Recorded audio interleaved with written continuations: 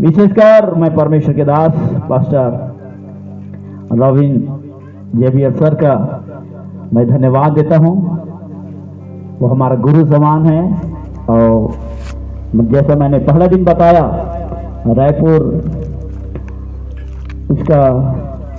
रायपुर में जब हम लोगों का, प्रभु के दास लोगों का, पास्टर लोगों का जब मीटिंग था, वहाँ पर हम सब लोगों का पास्टर मीटिंग में हम लोगों का बीच में हम लोगों को वचन को सिखाने के लिए प्रभु ने अपने दास को वहाँ लाया। उसी समय से प्रभु के दास को मैंने पहली बार देखा। उसके बाद और कई बार रायपुर में आकर प्रभु का दास हमारे चर्च ऑफ गॉड में, हमारे हेड ब्रांच में वो आकर वहाँ पर कई बार सेवा किया। मैं वहाँ नहीं था, परंतु लाइव में और यूट्यूब में प्रभु के दास का संदेश को मैंने कई बार सुना। परमेश्वर के दास बहुमूल्य है। और जैसा प्रभु के दास ने बताया, और परमेश्वर भारत में ही नहीं परंतु भारत से बाहर कई देशों का नाम प्रभु के दास ने बताया। बहुत सारे देश में जाकर प्रभु के दास जाकर वहाँ पर सेवा किया है। और आज भी बहुत सारे देश में प्रभु के दास जाते रहते हैं। प्रभु का दास इंटरनेशनल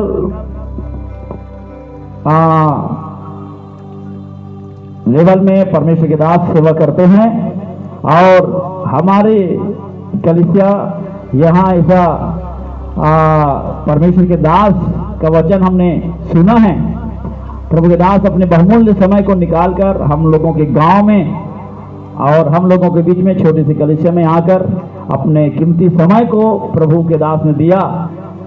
इस बातों के लिए मैं प्रभु के दास का हृदय की गहराई से धन्यवाद देता हूं, क्योंकि प्रभु के दास व्यस्त रहते हैं। जब मैं फोन लगाया तो मैं सोच रहा था कि समय हो गया नहीं, परंतु प्रभु के दास ने तुरंत मुझे हाँ कहा। और उस बातों के लिए प्रभु को धन्यवाद देता हूं। परमेश्वर का ऐसा योजना था और देश विदेश तक प्रभु के दास सेवकाई के लिए जाते हैं। काफी व्यस्त होने के बाद भी हमारे मध्य में प्रभु के दास आया। मैं प्रभु का दास का धन्यवाद देता हूं। और जैसे ही हम लोग पहला दिन यहाँ पर प्रार्थना में बैठे थे, जब हम प्रभु के दास लोग जब आए, मुझे नहीं मालूम कि प्रभु के दास लोग जब आए तो मैं इधर प्रार्थना कर रहा था फास्टिंग प्रेयर में बैठ के, लेकिन प्रभु का उपस्थिति बहुत मुझे अचानक बहुत अद्भुत रीति से अनुभव मैंने किया। मुझे नहीं मालूम ऐसा क्यों है। उसके बाद जैसे ही मैंने बहुत ही ज्यादा प्रभु की उपस्थिति को अनुभव किया, और थोड़ा देर के बाद मैं उठा तो देखा प्रभु के दास लोग आ गए थे। उनका गाड़ी वहाँ खड़ा था, उन लोग रूम के अंदर में प्रवेश कर रहे थे।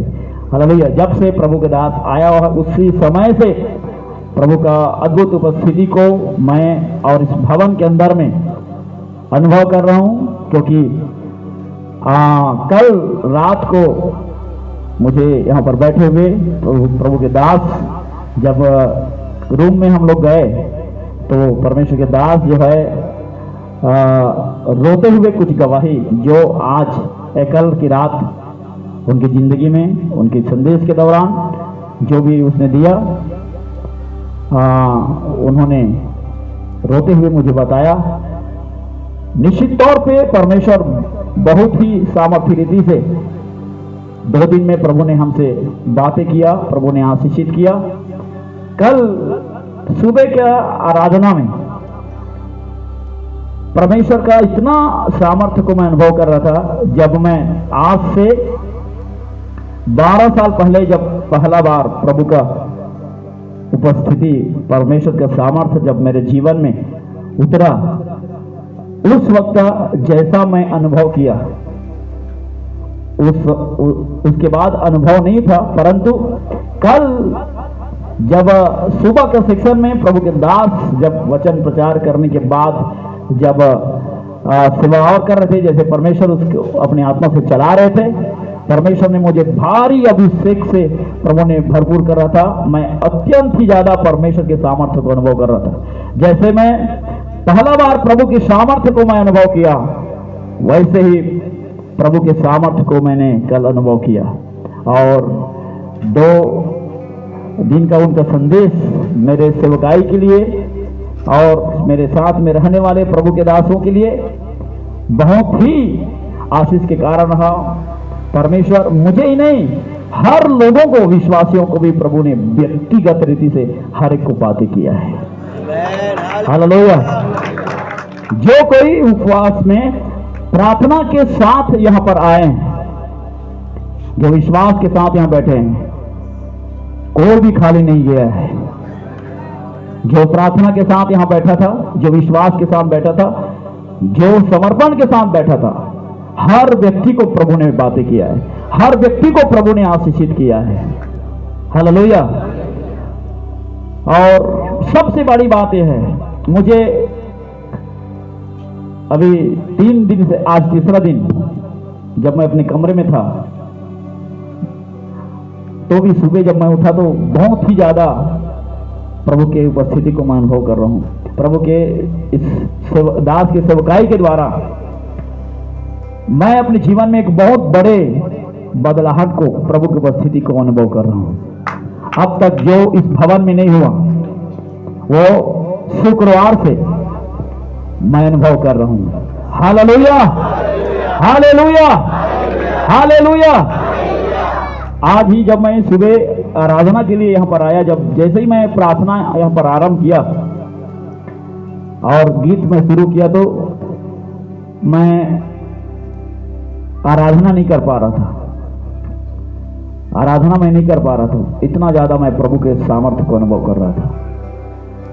और मैं विश्वास करता हूं इस सभा के बाद परमेश्वर इस कलीसिया को अलग रीति से परमेश्वर उठाने जा रहा है। हालेलुया। यहां जो कोई लोग आएंगे वे सब परमेश्वर की उपस्थिति को अनुभव करेंगे। Hallelujah, hallelujah. सारी बातों के लिए मैं परमेश्वर का, बहुमूल्य दास का मैं धन्यवाद देता हूं। बोलने के लिए बहुत सारे बातें हैं। कल रात को मैं सोच रहा था, हम और प्रभु के दास लोग बोल रहे थे कि प्रभु के दास से मिलने के लिए आए, पर और कई कार्य था, पर तो हम लोग लेट हो गए, नहीं आए। पर बहुत ही प्रभु ने कल की रात हमसे अलौकिक रीति से प्रभु ने बातें किया है। सारी बातों के लिए मैं धन्यवाद देता हूं। तो सारे आदर महिमा मैं परमेश्वर को देता हूं। ज्यादा समय नहीं लेंगे, परंतु यह अवसर होगा, आज भी आप प्रार्थना पूर्वक रहेंगे। हालेलुया। आप प्रार्थना पूर्वक रहेंगे। अब तक जो लोग आज पहले आए हैं और जो लोग अब तक आशीषित नहीं होते, परमेश्वर आप हर व्यक्ति को आज आशीषित करेंगे। विश्वास करने वाले लोग प्रभु की स्तुति करें। Hallelujah, hallelujah. जोर से प्रभु के लिए 3 बार हालेलुया बोली।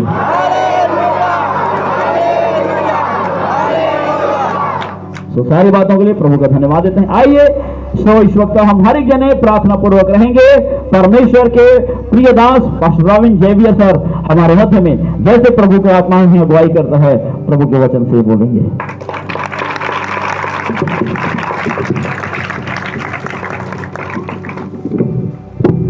हालेलुया। गीत गाएंगे। आमीन। मेरा यीशु है मुझको भला, वो ही काफी है सदा सर्वदा। मेरा यीशु है मुझको भला, वो ही काफी है सदा सर्वदा। दुख में, रोग में, हर मुसीबत में मेरे मन वो ही काफी है तुझे। दुख में, रोग में, हर मुसीबत में मेरे मन वो भी काफी है मुझे। काल्वरी के पगार पर चढ़ा, दामुकुट काटूंगा सिर पर, कालवरी के पैगाम पर चढ़ा। दामुकुट काटूंगा सिर पर, मेरी वेदना सब दूर करके मुझे नया जीवन प्रदान कर दिया। मेरी वेदना सब दूर करके मुझे नया जीवन प्रदान कर दिया। वो ही आदि वो अंग भी है, दिव्य प्रेम का वो ही स्रोत है। वो ही आदि वो ही अंत है, दिव्य प्रेम का वो ही स्रोत है। 10,000 में आदि श्रेष्ठ है वो, स्तुति वंदना के योग्य हो। 10,000 में आदि श्रेष्ठ है वो, स्तुति वंदना के योग्य हो। जिंदगी का सफर एक दिन आते हैं अवरोध पल छिन्न। जिंदगी का सफर एक दिन आते हैं अवरोध पल छिन्न। दिन में मेघ स्तंभ, रात्रि अग्नि स्तंभ, व्यंग्य राग चलाएगा मुझे। दिन में मेघ स्तंभ, रात्रि अग्नि स्तंभ, व्यंग्य राग चलाएगा मुझे। मेरे दुखों का होगा गमन, आंसू पोंछेगा जो आंखों की दम। मेरे दुखों का होगा दमन, आंसू पोंछेगा जो आंखों की नम। राजा बन के जब बादलों पर आएगा, मैं भी उसके संग जाऊंगा। राजा बन के जब बादलों पर आएगा, मैं भी उसके संग जाऊंगा। मेरा यीशु है मुझको भला, वो ही काफी है सदा सर्वदा। दुख में रोग में हर मुसीबतों में मेरे मन वो ही काफी है तुझे। दुख में रोग में हर मुसीबतों में मेरे मन वो ही काफी है तुझे। मैं पहली बार एक हिंदी गाना गा रहे हैं, एक्चुअली ये मलयालम गाना है, वहाँ से हिंदी में ट्रांसलेशन करके मेरा वाइफ गाती है। हो सकता है कुछ लोग उनका गाना यूट्यूब में देखा होगा, काफ़ी गाना यूट्यूब में उनका। रिसेंटली अभी एक गाना हमने रिलीज किया था, तेरी आराधना करके। कितने लोग सुना है वो गाना, तेरी आराधना? मैं उसका लिरिक्स बताएंगे। मैं कार में देखा तो ये उन्हीं लोग का गाना का पेपेस मैंने देखा तो मेरे को अच्छा लगे, गाना गाएंगे आज, क्योंकि इसी के संबंध है मेरा आज का संदेश। हमें जो तेरी आराधना का एक गीत अभी बहुत फेमस हो गया गाना, तुझ सा इस जहां, कोई सुनाए क्या गाना? कितने लोग सुनाए हैं? और कोई है नहीं तुझ बिना सरा मेरा है ना सही, रे हो तेरी बाहों में प्रियतम मेरे, तू ही मेरा सर्वस्व यीशु मेरा आराधना। कोई सुना है क्या गाना? नहीं तो आज जाके यूट्यूब में देखना। हमें 2 महीने से पहले रिलीज ही किया है वो गाना, लगभग 4.5 लाख लोग ऑलरेडी देख चुका है। काफी चर्च में गाना गा रहे हैं। हमें हालेलुया। मुश्किल से गाया, आपको पता है ना मेरा भाषा तो मलयालम है। वहां से इस देश में आया छत्तीसगढ़ में 2012 में, लेकिन उसके बाद भी मैं यहाँ पर नहीं था, अलग अलग जगह पर जाते रहता था, कभी आएगा कभी चले जाएगा। सो कई मलयाली लोगों के बीच में प्रचार करे तो मलयालम में प्रचार करना पड़ता है, बाकी भाषाओं के बीच में प्रचार करना है तो इंग्लिश में प्रचार करना पड़ता है। जब यहाँ पर आने के समय पर हिंदी में प्रचार करना पड़ता था, इसलिए तीनों भाषा में ध्यान दे नहीं पा रहे हैं। हालेलुया। इसलिए टूटा फूटा है सब, हिंदी भी सब, इंग्लिश भी, मलयालम भी। मलयालम मेरा खुद का भाषा है, लेकिन अगर ज़्यादा बात नहीं करें तो भी कम हो जाता है। हालेलुया भाषा का फ्लो, लेकिन फिर भी परमेश्वर हमको इस्तेमाल कर रहे हैं परमेश्वर के काम के लिए। आमीन। हालेलुया। पिछले 2 दिन मेरे लिए भी एक आशीष का समय था। आप लोग का इस कलीसिया में आकर जिस तरीके से कलीसिया को चला रहे वो देखकर मैं बहुत खुश हो गया। आमीन। जो डिसिप्लिन मैंने यहाँ पर जो देखा, काफी चर्चेस में वो नहीं है। मुझे गर्व है जो छत्तीसगढ़ रायपुर राजा तालुका वहाँ का चर्च ऑफ गॉड में जो ट्रेनिंग जो लोग कर रहे हैं, निश्चय वहाँ का जो डिसिप्लिन जहाँ वो लोग चर्च चलाता है वहाँ पर भी होगा। आमीन। हालेलुया। इसलिए हमने बोलता है वचन अगर चाहिए तो किसी को भी प्रचार कर सकता है, लेकिन जो डिसिप्लिन सीखना है तो बाइबल स्कूल में जाना पड़ता है। आमीन। हालेलुया। तो जो परमेश्वर के दास ने पाया वो आपके लिए दे रहे। मैं बहुत खुश हूँ आप सबको देकर, और हमारे सौंपा की वादा और जो हॉस्पिटैलिटी परमेश्वर दास लोग हमारे लिए किया है, सबके लिए मैं धन्यवाद देता हूँ। परमेश्वर बहुत ऐसे आशीष दे। हालेलुया। परमेश्वर भूमि दास हमारे लिए एक एक काम के लिए हमारे पीछे आता है, खाना और छाया जो जो चाहिए सब दे रहा था, और विशेष में धन्यवाद देता हूँ आपको भी। हालेलुया। हालेलुया। और जो लोग इसके लिए मेहनत किया सबको परमेश्वर बहुत ऐसे आशीष दे। आमीन। पिछले 2 साल कोरोना कोविड के कारण काफी लोग परेशानी में था, बहुत दर्द से होकर जाना पड़ा। काफी लोग नौकरी कर नहीं पा रहा था, और काफी लोग बीमारी में पड़ा था। काफी लोगों का घर में कहीं ना कहीं कुछ ना कुछ कष्ट नष्ट आ चुका है। और इतना दर्द से होकर क्यों गया, ये सब हमारा भलाई के लिए। रोमियो की पुस्तक 8वां अध्याय 28 पद इस प्रकार लिखा है। कोई भी एक दिन पढ़िए रोमियो की पुस्तक 8वां अध्याय 28 पद। हम जानते हैं कि जो लोग परमेश्वर से प्रेम रखते हैं, परमेश्वर से प्रेम रखता है, उनके लिए सब बातें मिलकर भलाई ही को उत्पन्न करते हैं, अर्थात उन्हीं के लिए जो उसकी इच्छा के अनुसार बुलाए हुए हैं। आमीन। कितना विश्वास करता है आपके जीवन में जो कुछ हो रहे हैं सब भलाई के लिए, जो कुछ हुआ वो भी आपका भलाई के लिए, जो कुछ होने वाला है वो भी आपका भलाई के लिए। आमीन। आमीन। प्रियो, कभी कभी परमेश्वर हमको घोर अंधकार की तराई में होकर चलने के लिए अनुमति देगा और जाने देगा।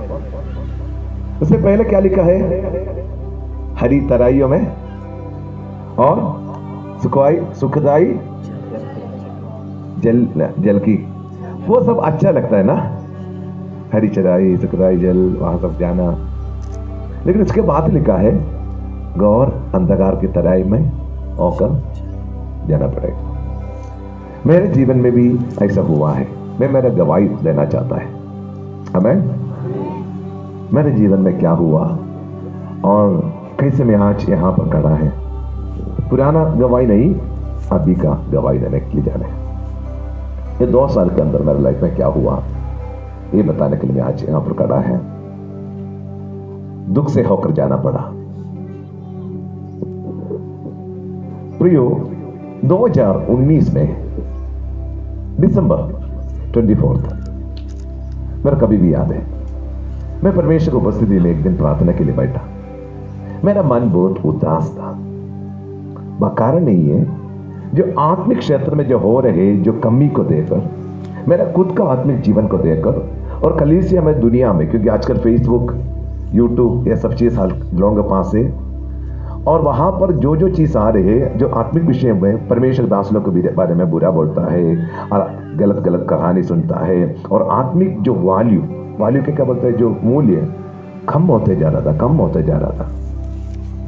मैं अपने आप को जांच कर देखा, मैं मिनिस्ट्री के लिए इधर उधर जाता है, कभी कभी बाहर देश में चले जाता है, तो वहां पर जहाँ मिनिस्ट्री के लिए जाए तो परमेश्वर का लोग हमको ऑफरिंग देता है सबके लिए।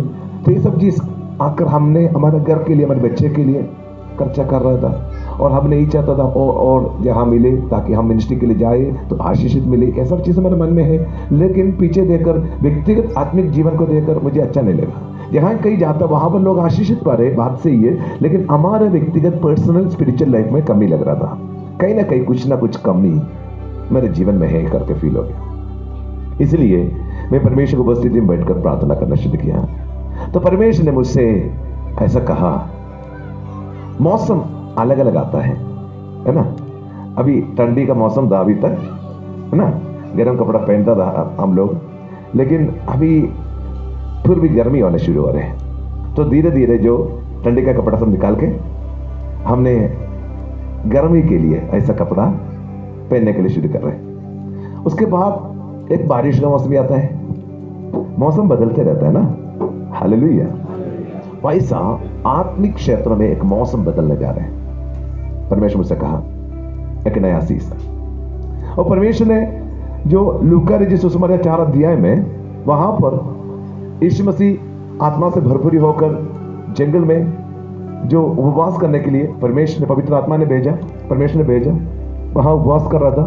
तो 40 दिन शैतान उनके पास आकर परीक्षा कर रहा था।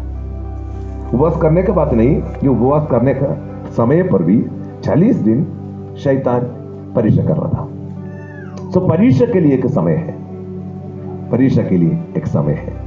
हमें हेलो, बाइबल कहता है परीक्षा देता है हमको, परीक्षा के बाद ही जय मिलता है, परीक्षा में पास होना है।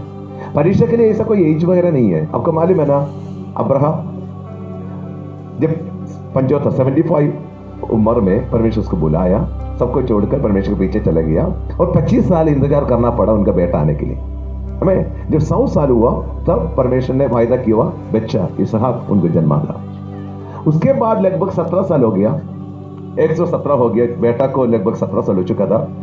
तो उत्पत्ति के पुस्तक में लिखा है उसके बाद परमेश्वर ने उनको परीक्षा किया है, इसलिए इसका बेटा को कुर्बान करने के लिए, बलिदान चढ़ाने के लिए कहा, ऐसा लिखा है ना, परीक्षा किया। तो सबके जीवन में परीक्षा है, और यीशु मसीह के जीवन में भी परीक्षा है, और आदम हव्वा के जीवन में भी परीक्षा था। क्या सोचा है, जब परमेश्वर सो रहा था, आदम हव्वा भी सो रहा था, तभी शैतान अंदर घुस गया, ऐसा है क्या? पिता परमेश्वर ने भेजा है शैतान को भी ताकि परीक्षा करने के लिए। लो, इसलिए नहीं है तो यीशु मसीह को परीक्षा करने के लिए क्या जरूरत था, तो परमेश्वर का बेटा है ना। लेकिन यीशु मसीह को भी यह सेवा करना है तो परीक्षा से होकर जाना पड़ता था, परीक्षा में जीतना था। इसलिए बाइबल में उस विषय के बारे में बहुत सारा चीज लिखा है, मैं वहां पर जाने नहीं चाहता, क्योंकि परीक्षा जरूरी है। आपको मालूम है ना, गिदियोन 32,000 लोग युद्ध के लिए गया है ना, 32,000 लोग, पढ़ा नहीं है ना गिदियोन, जो न्यायों का पुस्तक 7वां अध्याय में हम देख सकता है, मिद्यान के विरुद्ध लड़ने के लिए 32,000 लोग के साथ गया था। लेकिन उसके बाद 22,000 लोग, जो लोग डर है, जो लोगों को ये सब है तो चले जा सकते हैं करके बोले, तो 22,000 जो लोग चले गया, सिर्फ 10,000 लोग बस बच गया था। उसके बाद परमेश्वर ने कहा एक परीक्षा कर, उस परीक्षा में जो लोग जीते उन लोग को युद्ध के लेके जा। 9,700 लोग पराजित हो गए, बाकी जो 300 लोग था उसी से युद्ध किया, जय पाया। हालेलुया, आमीन।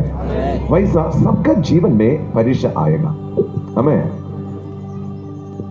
लेकिन जब उपवास खत्म हो गया, शैतान पास आया और 3 प्रकार का परीक्षा यीशु मसीह के सामने रखा। उससे पहले क्या परीक्षा किया लिखा नहीं है, लेकिन उसके बाद 1 2 3 1 2 3 ये परीक्षा। उसके बाद 14 में इस प्रकार लिखा है, पढ़िए कोई भी, इंग्लिश में इस प्रकार लिखा है, after ending all the temptation Satan has departed from him for a season. एक समय के लिए, पढ़िए वो हिंदी में कैसे लिखा है, लूका 4 का 40 सॉरी नॉट 40, 4 का 7-8 कुछ है। इसलिए हाँ यदि तू मुझे प्रणाम करे तो यह सब तेरा हो जाएगा। 13 जब शैतान हाँ, सब परीक्षा कर चुका, जब शैतान सब परीक्षा कर चुका, तब कुछ समय के लिए हाँ, उसके पास से चला गया। कुछ समय के लिए उसके पास है, हाँ। लेकिन इंग्लिश में सीजन, मौसम, एक समय के लिए, सीजन हिंदी में क्या बोलूं, सीजन को मौसम है क्या, मौसम का अलग अलग मीनिंग होता है।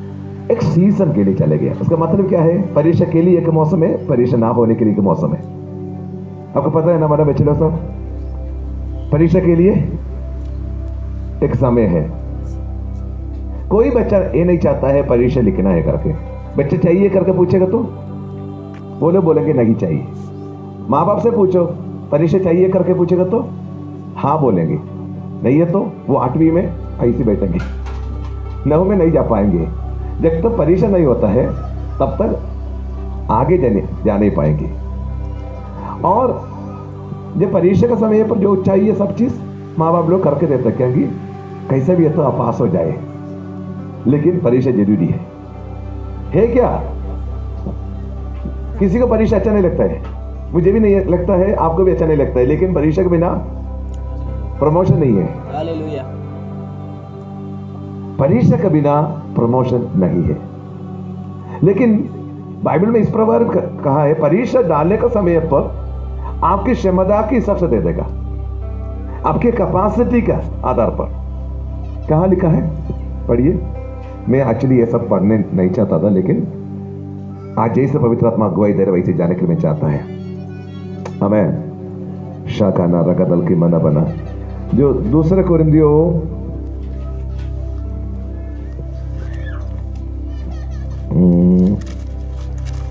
1 कोरिन्थियों का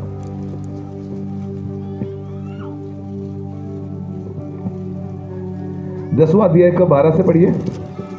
इसलिए हाँ जो समझता है हाँ मैं स्थिर हूँ, हाँ वह चौकस रहे कि हाँ, कहीं गिर न पड़े। कहीं गिर ना पड़े, चौकस रखना। हाँ, तुम किसी हाँ। ऐसी परीक्षा में नहीं पड़े तुम किसी ऐसा परीक्षा में ना पड़े जो मनुष्य के सहने से बाहर है। सागने से बाहर है। हाँ, परमेश्वर सच्चा है परमेश्वर सच्चा है और वह तुम्हें सामर्थ्य से बाहर परीक्षा में न पड़ने देगा। सामर्थ्य से बाहर परीक्षा ना डालने देगा। कहने का मतलब जितना आपका सामर्थ्य है, क्षमता है, बस उतना ही परीक्षा देगा। मतलब 3 क्लास में पढ़ने वाले बच्चे को उनका सिलेबस से परीक्षा आएगा। 3रा क्लास बच्चे को 10वां स्टैंडर्ड का पुस्तक से क्वेश्चन पूछेगा तो क्या होगा? नहीं लिख पाएंगे।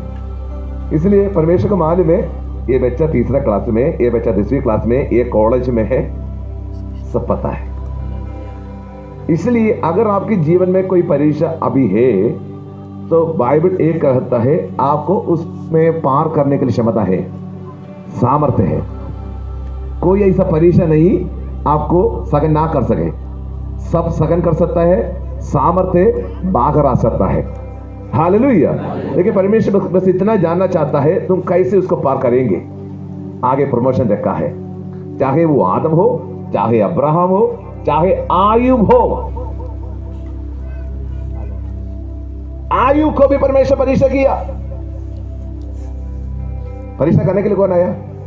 शैतान आता है। परीक्षा करने वाला शैतान है, लेकिन परमिशन परमेश्वर का है। हेलो, परमेश्वर का अनुमति से परीक्षा आता है, लेकिन करने वाला शैतान है। इसलिए ना हमारा क्लास टीचर्स परीक्षा नहीं देता है। उन्हें मेन एग्जाम में क्लास टीचर आके देखने के लिए आएगी, क्योंकि उसको तरस आके ठीक है कुछ उत्तर बोल के देने के लिए चांस है। इसलिए बाहर का स्कूल का टीचर को लेके आता है। वो लोग कोई प्रेम नहीं करते, कोई सहायता नहीं करता है। लेकिन अपना खुद का स्कूल का टीचर है तो तरस आकर को थोड़ा थोड़ा बता कर देंगे, ठीक है आप लिखो ना है क्या है, इसलिए बाहर का लेके आते, इसलिए और कोई नहीं है परमेश्वर को ट्रस्ट करने के लिए, सिर्फ शैतान को, इसलिए परीक्षा करने के लिए शैतान को दे दिया है। हेलो, कहने का मतलब सब कष्ट कष्ट नहीं है,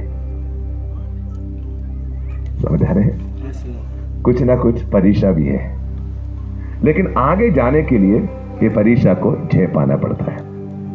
क्योंकि बाइबल में क्या कहते हैं उस विषय में जल्दी जल्दी में बोल के, क्योंकि ये 1 घंटा का संदेश में नहीं देने वाला है वो। हालेलुया। जो याकूब का पत्री में आइए, क्यों परीक्षा दे रहे हैं वहां पर लिखा है। याकूब का पत्री पहला अध्याय का 3 पद से पढ़िए, 2 से पढ़िए। हे मेरे भाइयों, हे, ध्यान से सुनना, हे मेरे भाइयों, जब तुम नाना प्रकार की परीक्षाओं में पढ़ो, परीक्षा में पढ़ो तो इसको पूरे आनंद की बात समझो। हाँ, वो कैसे? जब आप परीक्षा पढ़ने का समय पर कैसे आपका मन हो रहा है, आनंद की बात समझना है, ये हमसे नहीं हो पाता है, ये हमसे नहीं हो पाता। जब परीक्षा में पढ़ने का समय पर, नाना प्रकार की परीक्षा में पढ़ने का समय पर, ये आनंद की बात है, समझो क्यों। आगे लिखा है, यह जानकर कि तुम विश्वास के परखे जाने से। परीक्षा इसलिए आ रहे, हमारा जो रिश्ता परमेश्वर के साथ विश्वास के आधार पर है, लेकिन आपके विश्वास कितना है उसको परमेश्वर को परखना है। हेलो, विश्वास के बिना परमेश्वर को प्रसन्न करना अनहोना है। जब हमारे जीवन में समस्या आता है, परेशानी आ जाता है, तब भी विश्वास एक क्वेश्चन मार्क खड़े हो जाता है, उसका सामने तू कैसे करेंगे। ये सब परीक्षा आपके विश्वास की परखे जाने के लिए। आगे लिखा है, धीरज उत्पन्न होता है। ऐसा जाने के समय पर वो धीरज को उत्पन्न करता है। पर धीरज को अपना पूरा काम करने दो, कि तुम पूरे और सिद्ध हो जाओ। और सिद्ध होने के लिए सब परीक्षा है आपके जीवन में। आमीन, हालेलुया। उसका 12 पद पढ़िए। धन्य है वह मनुष्य जो परीक्षा में स्थिर रहता है। धन्य है। बाइबल ये नहीं कहता है अरे वो व्यक्ति के जीवन में परीक्षा है, देखो उसका कमी का कारण होगा, हो सकता तो कुछ ने गलतियां किया होगा, इसलिए ये सब परीक्षा। देखो हमारे लिए लाइफ में कोई प्रॉब्लम नहीं है, उसी के देखो हमेशा प्रॉब्लम प्रॉब्लम प्रॉब्लम, देखो कुछ ना कुछ ठीक नहीं है, ऐसा हम बोल देते हैं, दोषी टकराता है। अरे ओ प्रियो, परमेश्वर को मालूम है आपकी क्षमता कम है, इसलिए परीक्षा नहीं दे रहे। आओ, जिसको परीक्षा मिलता है ना उसका क्षमता ज्यादा है। हेलो,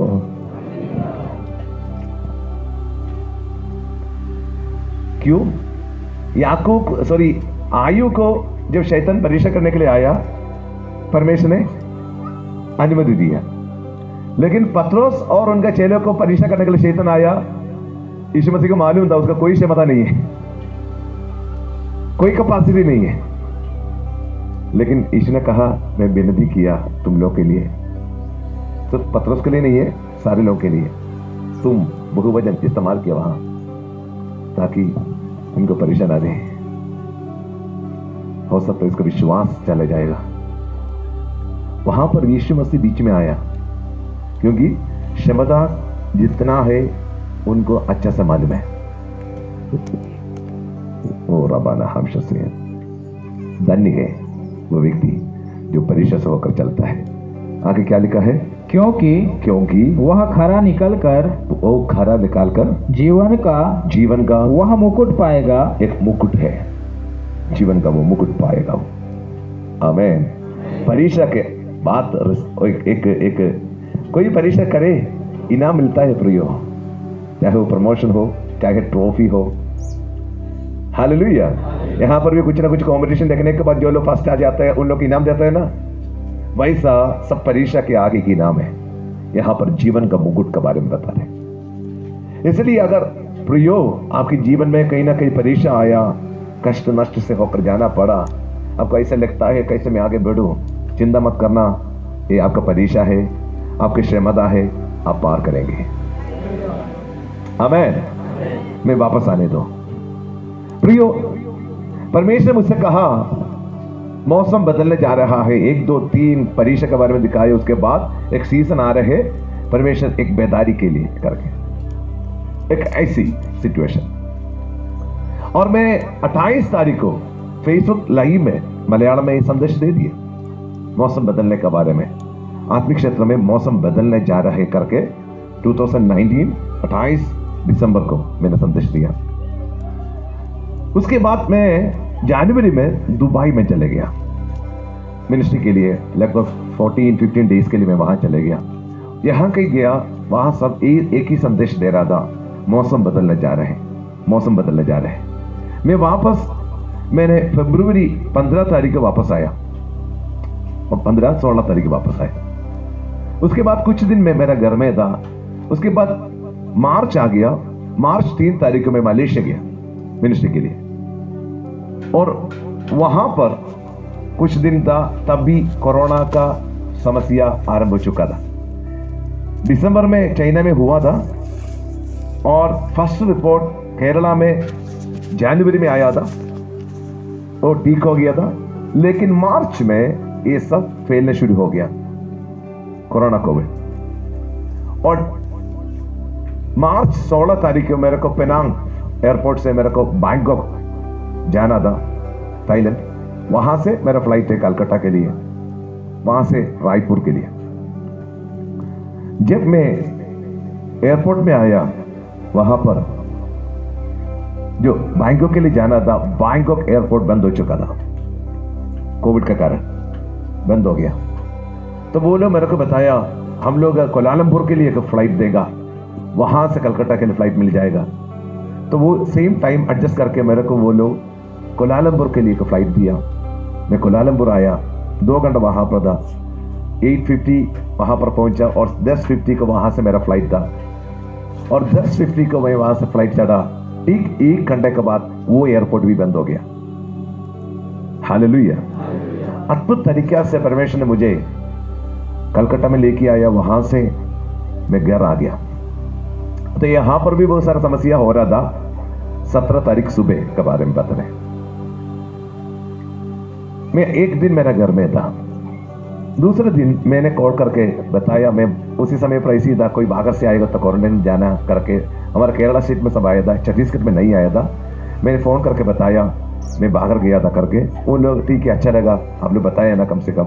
वो लोग बोला हम लोगों को बेचेंगे। मेरे घर में 2 लोग आया, रिपोर्ट सब लेके गया। उसके बाद रात को कॉल कर दिया, क्वारंटाइन में जाना है, गवर्नमेंट का स्ट्रिक्ट ऑर्डर है, जो लोग बाहर से आया है वो लोग क्वारंटाइन में जाना है, और मार्च 3 तारीख से जो कोई बाहर से आया सबको जाना पड़ता है करके।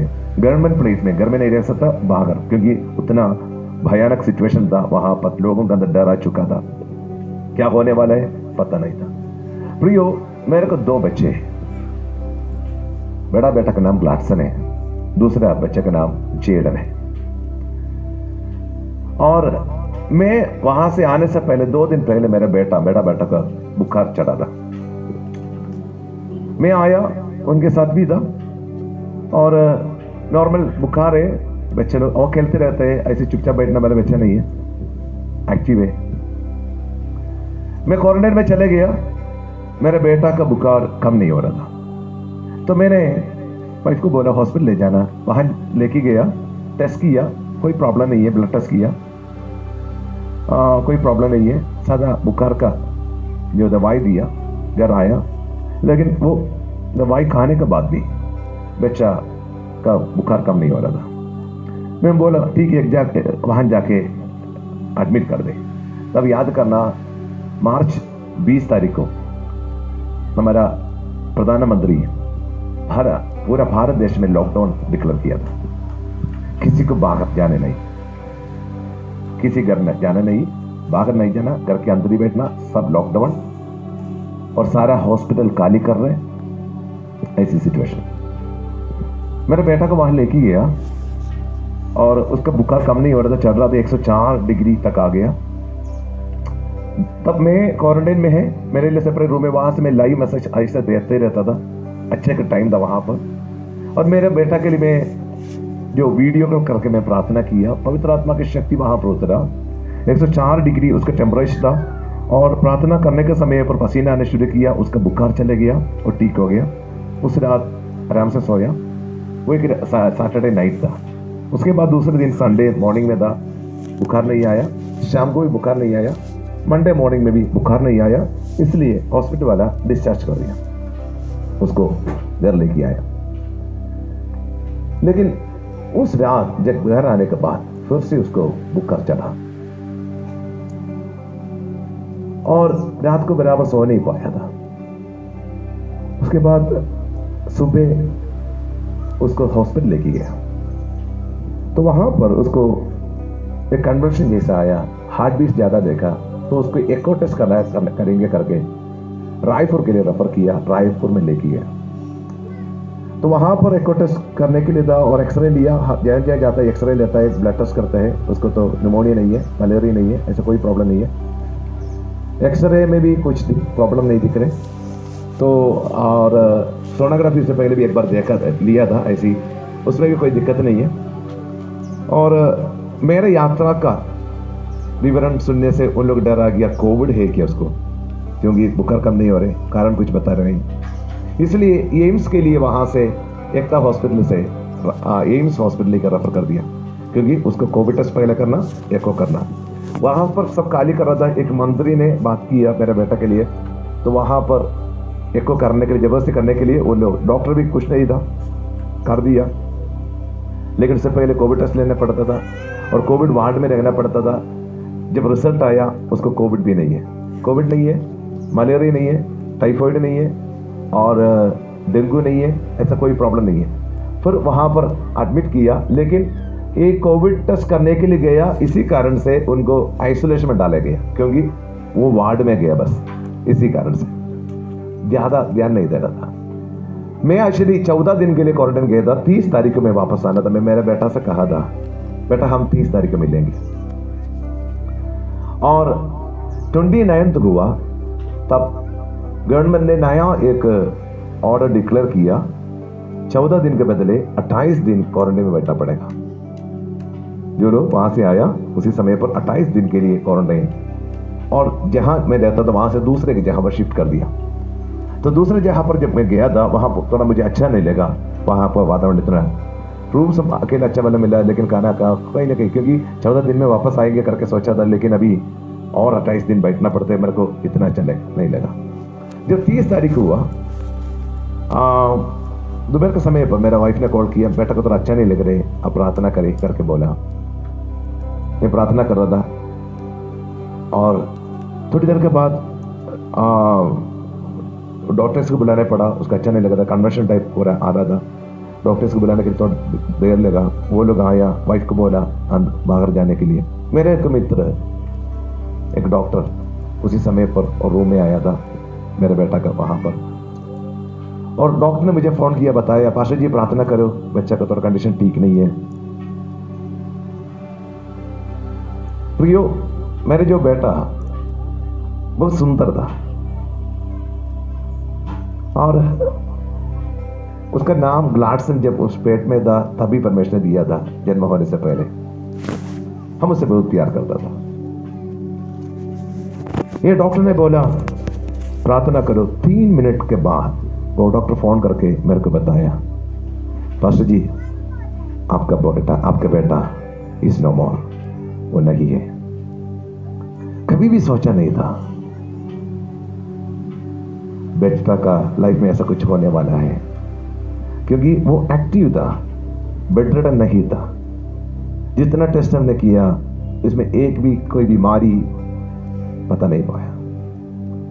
6-7 बार ब्लड टेस्ट किया, एक्सरे किया, सोनोग्राफी किया, ईसीजी किया, एको किया, कोविड टेस्ट किया, कोई प्रॉब्लम नहीं। नो मलेरिया, टाइफाइड नहीं है और डेंगू नहीं है। टीबी है करके डाउट था, उसके बाद मृत्यु के बाद रिजल्ट आया वो भी नहीं है। कभी सोच भी नहीं सकता था। इतना प्यारा बच्चा था, उनका बहुत सारा कुछ हमारे पास बहुत सारे उनका वीडियोस है, बहुत सारा फोटोस है।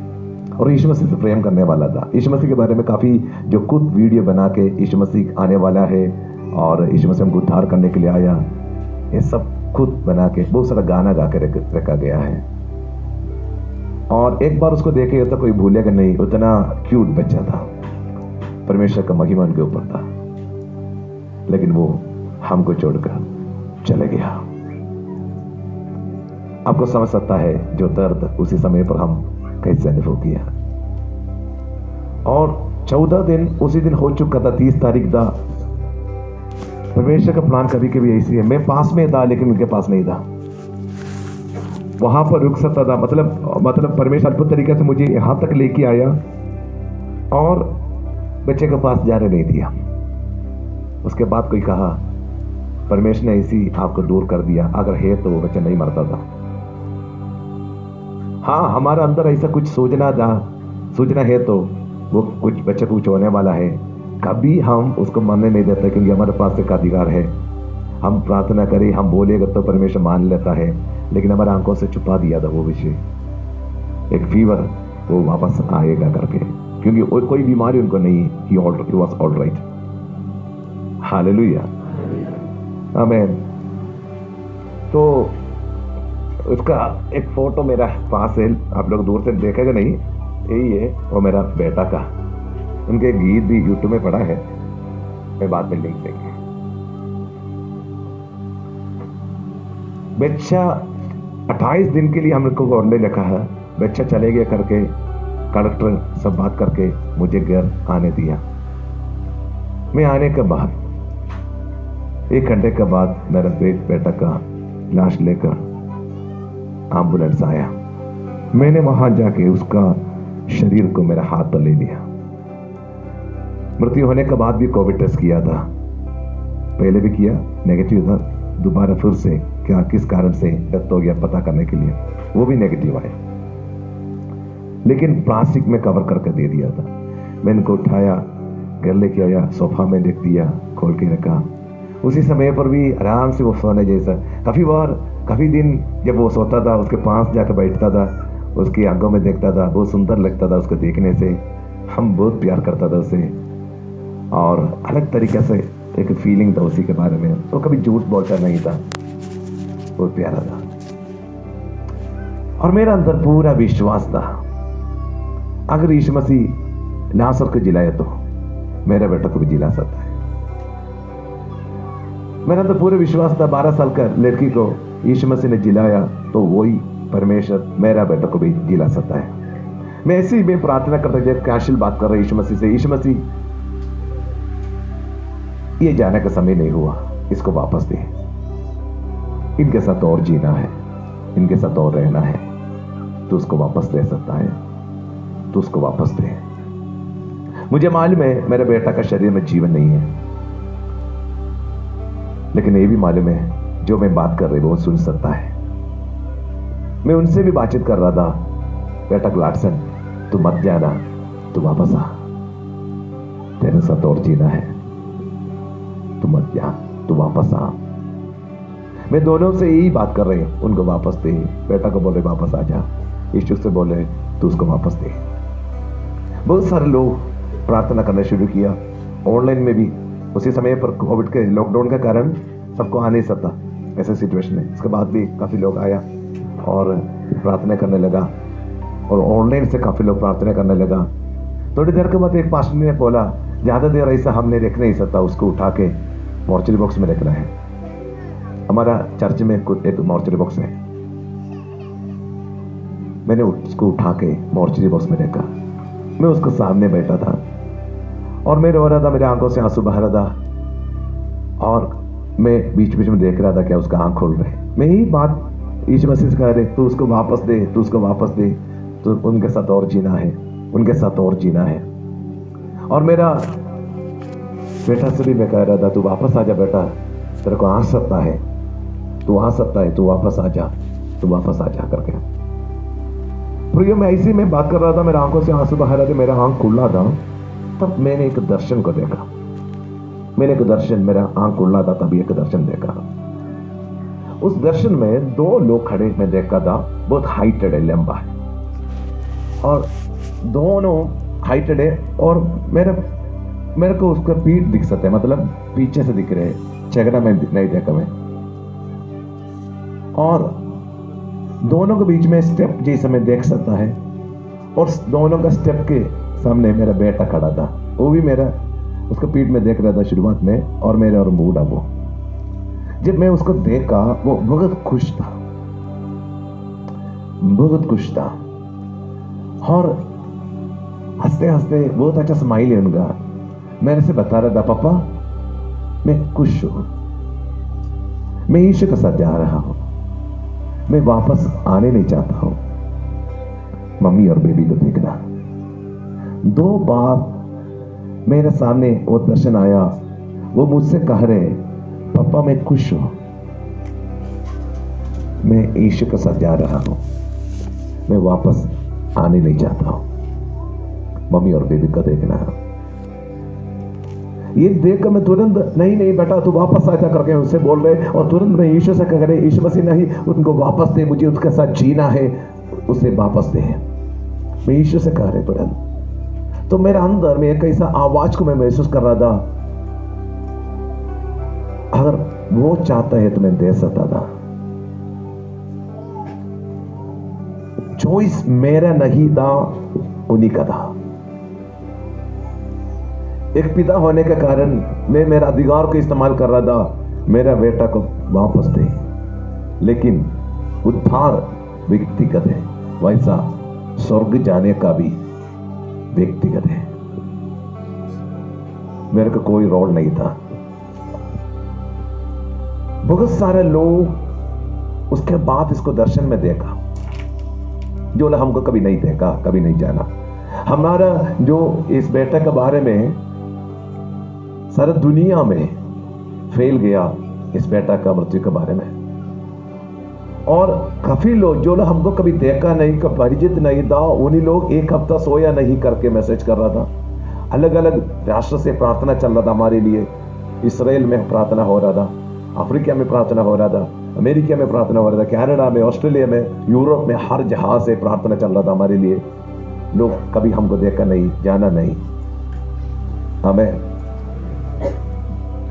बहुत सारे लोग उसके बाद भी हमको कॉल करके हमारे लिए प्रार्थना कर रहा था। प्रियो, परमेश्वर ने हमारे शांति के बारे में पहले देखता है। काफी सवाल आ सकता है, क्यों ऐसा हुआ? आप एक पास रहे ना, आप अनेक लोगों के लिए प्रार्थना करने वाले हैं ना, फिर आपका जीवन में ऐसा सवाल, समस्या क्यों आया? लेकिन प्रियो, अब जानना चाहते हैं कि क्यों परमेश्वर ने उनको वापस बुलाया? हालेलुया। परमेश्वर ने समझा दिया क्यों मैं अभी खुश हूं। आप लोगों को मेरा चेहरा में देख सकता है, क्योंकि मुझे मालूम है मेरा बेटा कहां है। हालेलुया। परमेश्वर ने प्रकाशन से दिया क्या है आगे। मैंने बताया ना, मेरे जीवन में कुछ कमी था, वो कमी क्या है सिखाने के लिए मेरे को ऐसा सिचुएशन में होकर जाना पड़ा। हालेलुया। परमेश्वर को, मेरे बेटा को भी, मेरे को भी बचाना चाहिए था, इसी कारण ऐसी स्थिति पर जाना पड़ा। हालेलुया। बहुत सारे लोग प्रार्थना किया।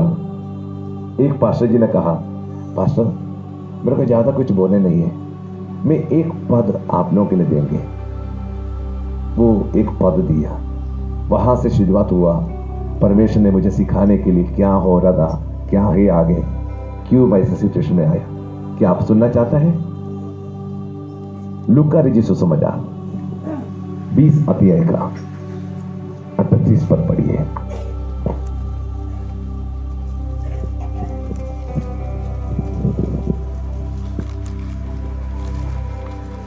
का 38।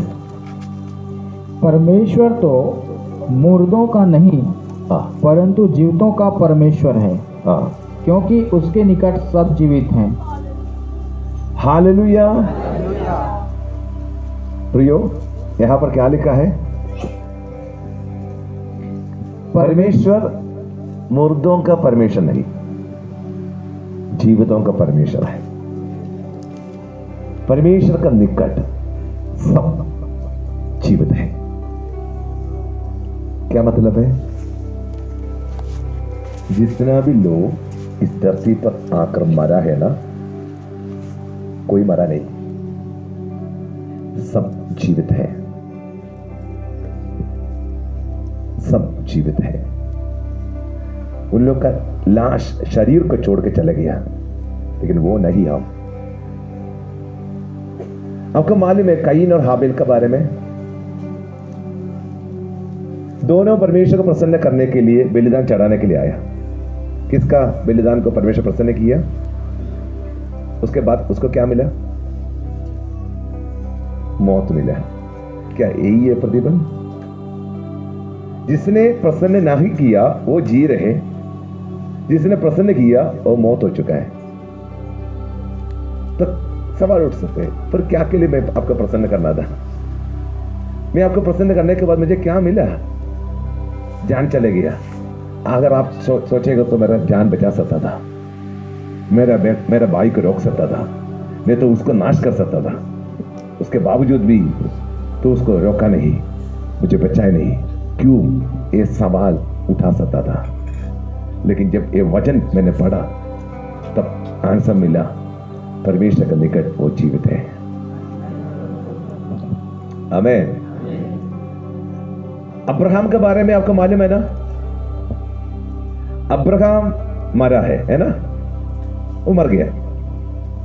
लेकिन अब्राहम के बारे में आखिरी कहां पर लिखा है गया है?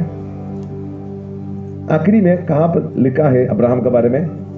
जब यीशु मसीह ने एक दृष्टांत दे रहा था, एक घटना बता रहा था, मतलब क्या बोलते हैं, दृष्टांत बोलते हैं क्या उसका? दृष्टांत बोलते हैं ना, लाजर और धनिक के बारे में, है ना? दोनों मरा और दोनों कहां गया? एक अधोलोक में गया और एक, सुनिए जो वचन अभी मैं आपको सीख रहे, ध्यान से सुनना, क्योंकि बहुत सारा चीज आपको प्रकाशन देगा और आपके अंदर का काफी जो डाउट्स चले जाएगा, और जो खुशी आनंद उसी से मिलता है उससे भर जाएगा। मेरा अंदर उस खुशी है, वो आनंद है, इसलिए मैं यहां पर ये संदेश दे रहे हैं। आमीन। प्रियो, जो पुराना नियम में देखेगा तो जो लोग अगर मरे तो अधोलोक में, और अब्राहम की गोद पर ये लाजर जाकर बैठा करके लिखा है। तो अब्राहम सोता नहीं था ना, अगर सोया तो कैसे गोद में जाकर बैठेंगे? और आप ये बताओ, ये दैनिक किससे बात कर रहा था? ये दैनिक किससे बात कर रहा था? जो अधोलोक से,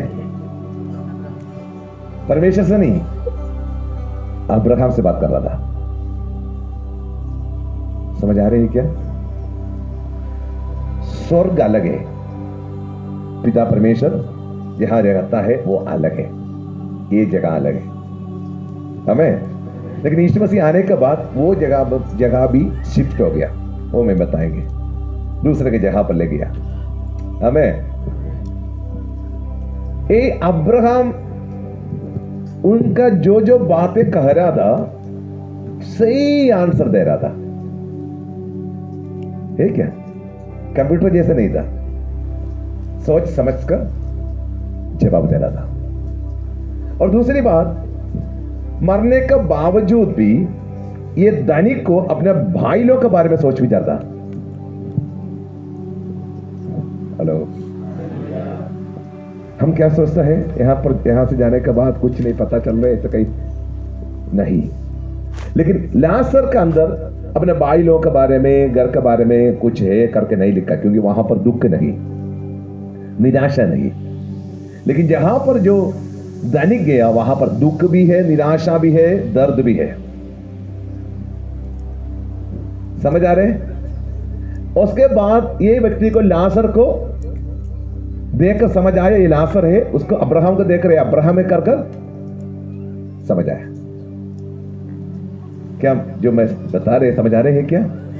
इसका आगे क्या है बता रहे हैं। जो वचन परमेश्वर ने मेरे बेटे के द्वारा मुझे सिखाया, मैं देख रहे। मुझे मालूम है एक सेक्शन काफी नहीं है, मैं एक चर्च में जाके 6 से 8 सेक्शन इस संदेश के लिए ले लिया।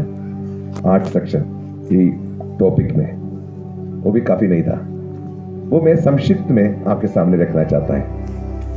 आमीन। आप लोग खुश है क्या? ये वचन जानना है, तभी आपको पता चलेगा क्यों यीशु मसीह के पीछे जाना है। Hallelujah, hallelujah. तो प्रियो, जो मरने के बाद जब लोग जाएगा विश्राम करने के लिए, बारे में बताए ना, विश्राम, जाके विश्राम करो। हम विश्राम करेगा तो बोलेगा तो हमारे मन में हमेशा जल्दी क्या आता है, जाके सोना है। लेकिन जो काम करने वाले से पूछ रहे आज विश्राम का दिन है, बोलेगा तो शाबत विश्राम का दिन है ना, उसका मतलब 12 घंटा सो रहे, ऐसी है। शाबत एक विश्राम का दिन है, उसका मतलब ये नहीं है हम वहां जाके पूरा टाइम सो रहे करके। वो 12 घंटा में काम कुछ नहीं करना, नो वर्क। खाना खा सकता है, बाकी सब चीज कर सकता है, लेकिन 2 किलो से भी ज्यादा भारी उठाना ही, चलना नहीं, ये सब है जो शाबत का दिन का नियम। हम लोग पता है ना, होली डेज, विश्राम दिन, मतलब काम सबको छोड़ के हम अपना खुशी के लिए अपने लिए एक टाइम अलग करके, चाहे बीच में जाए चाहे और कहीं जाए, हम बोलते हैं दैट वाज माय हॉलीडेज, विश्राम दिन। काफी लोग क्या सोचता है, यहां जाने के बाद कुछ पता नहीं चलता है, ऐसे लेटा होगा, नहीं। लेकिन फर्क यही है, परमेश्वर के लिए हमारा 1000 दिन, 1000 वर्ष एक दिन के लिए, एक दिन का समान, एक दिन उसका 1000 वर्ष का समय है। और जो इस पृथ्वी का समय नहीं है, जो मार्स में अगर जाए तो, मंगल में जाएगा तो वहां का समय नहीं है, और कई ग्रह में जाएगा तो, क्योंकि एक दिन जो सूर्य को राउंड करने के लिए टाइम जो निकलता है वही है एक दिन हमारे लिए। वहां पर उससे ज्यादा समय लेता है, कुछ सालों लेता है एक बार घूमने के लिए। समझ आ रही है क्या? उसी हिसाब से समय पर फर्क है। मेरे बात समझ आ रही है क्या? मैं भी सोच रहे ये संदेश में लेके आया। हालेलुया। हम 2-3 दिन आशीषों का वचन को हम सुन रहा था, लेकिन ये सब हमारा आनंद काल के लिए हमको तैयार कर रहे हैं। आमीन, हालेलुया। तो बात यही है, यहां से जाएगा तो भी हमको और एक लाइफ है। हमें अभी मैं और एक व्यक्ति के बारे में दिखाएंगे। पढ़िए लूका रचित सुसमाचार 23 अध्याय का 39 से पढ़िए, 39 से। जो कुकर्मी वहां लटकाए गए थे, जो कुकर्मी वहां लटका गए थे, उनमें से एक ने उसकी निंदा करके कहा, क्या तू मसीह नहीं? तो फिर अपने आप को और हमें बचा। प्रिय, यहाँ पर 2 कुकर्मी लोगों को देख सकता है। पहला जो कुकर्मी को मरने के लिए कोई मन नहीं है, मरने के लिए कोई मन नहीं है, जीना चाहता है, लेकिन जीने के लिए कोई रास्ता ही नहीं, क्योंकि लटका चुका है, वहां से बचाने के लिए कोई नहीं। फिर भी मन में एक सोच आ जाता है, कोई आते हैं तो बचाने के लिए कोई रास्ता मिलेगा तो कितना अच्छा है। तभी उसके कान में एक शब्द आया, जो बीच में लटका हुआ है वो मसीह है। क्योंकि आमने सामने जो लोग चलते हैं, निंदा करके कुछ ना कुछ बोलते चले जाता है, यीशु मसीह है करके मजाक उड़ा के चले जाते। तो उसका अंदर ऐसे सोच आया, क्या सच में मसीह है क्या? अगर मसीह है तो मुझे बचा सकता है। लेकिन जब उसको देखा, सच बताया तो हो सकता है इसका हंसी आया होगा। कारण क्या है? जिसको मैं बचाने के लिए बोलना है वो मेरे से पहले मरने जा रहे हैं, क्योंकि यीशु मसीह का लहू बहा रहा था, शरीर पूरा फट चुका था, उसी का समान नहीं था बाकी 2 कुकर्मी। सबसे पहले वो मरने जा रहे हैं। तो वो व्यक्ति मेरे से पहले मरने जा रहे थे, मैं उसको सहायता कैसे मांगेंगे? वो चाहता था अगर मसीह है तो अच्छा था, विश्वास कर नहीं पाया, आंखों से देखा, विश्वास नहीं कर पाया, इसलिए मजाक से बोला तो मसीह है तो सबसे पहले तू अपने आप को बचाओ, उसके बाद हमको भी बचाए। लेकिन ये जवाब यीशु मसीह उसको ध्यान नहीं दिया, जवाब नहीं दिया। लेकिन ये बात दूसरा कुकर्मी ने सुना। पढ़िए। इस पर दूसरे ने उसे डांट कर कहा, क्या तू परमेश्वर से भी नहीं डरता? दूसरे कुकर्मी के अंदर परमेश्वर के बारे में एक बात सोच हे परमेश्वर से तू नहीं डरते हैं। हाँ तू भी तो हाँ वही दंड पा रहा है तू भी तो वही दंड पा रहा है।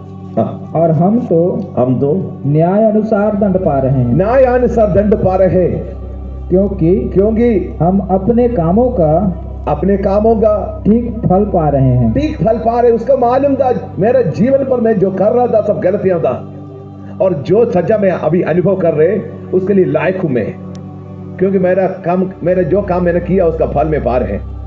इसलिए उसको कोई निराशा नहीं। उसको मालूम था मैं इसके लिए लायक है, योग्य है ये दंड पाने के लिए। हालेलुया। लेकिन उसके अंदर एक परमेश्वर के बारे में सोचता, परमेश्वर के बारे में, तू परमेश्वर से डरते नहीं करके एक शब्द उसका मुंह से आया। आगे पढ़िए।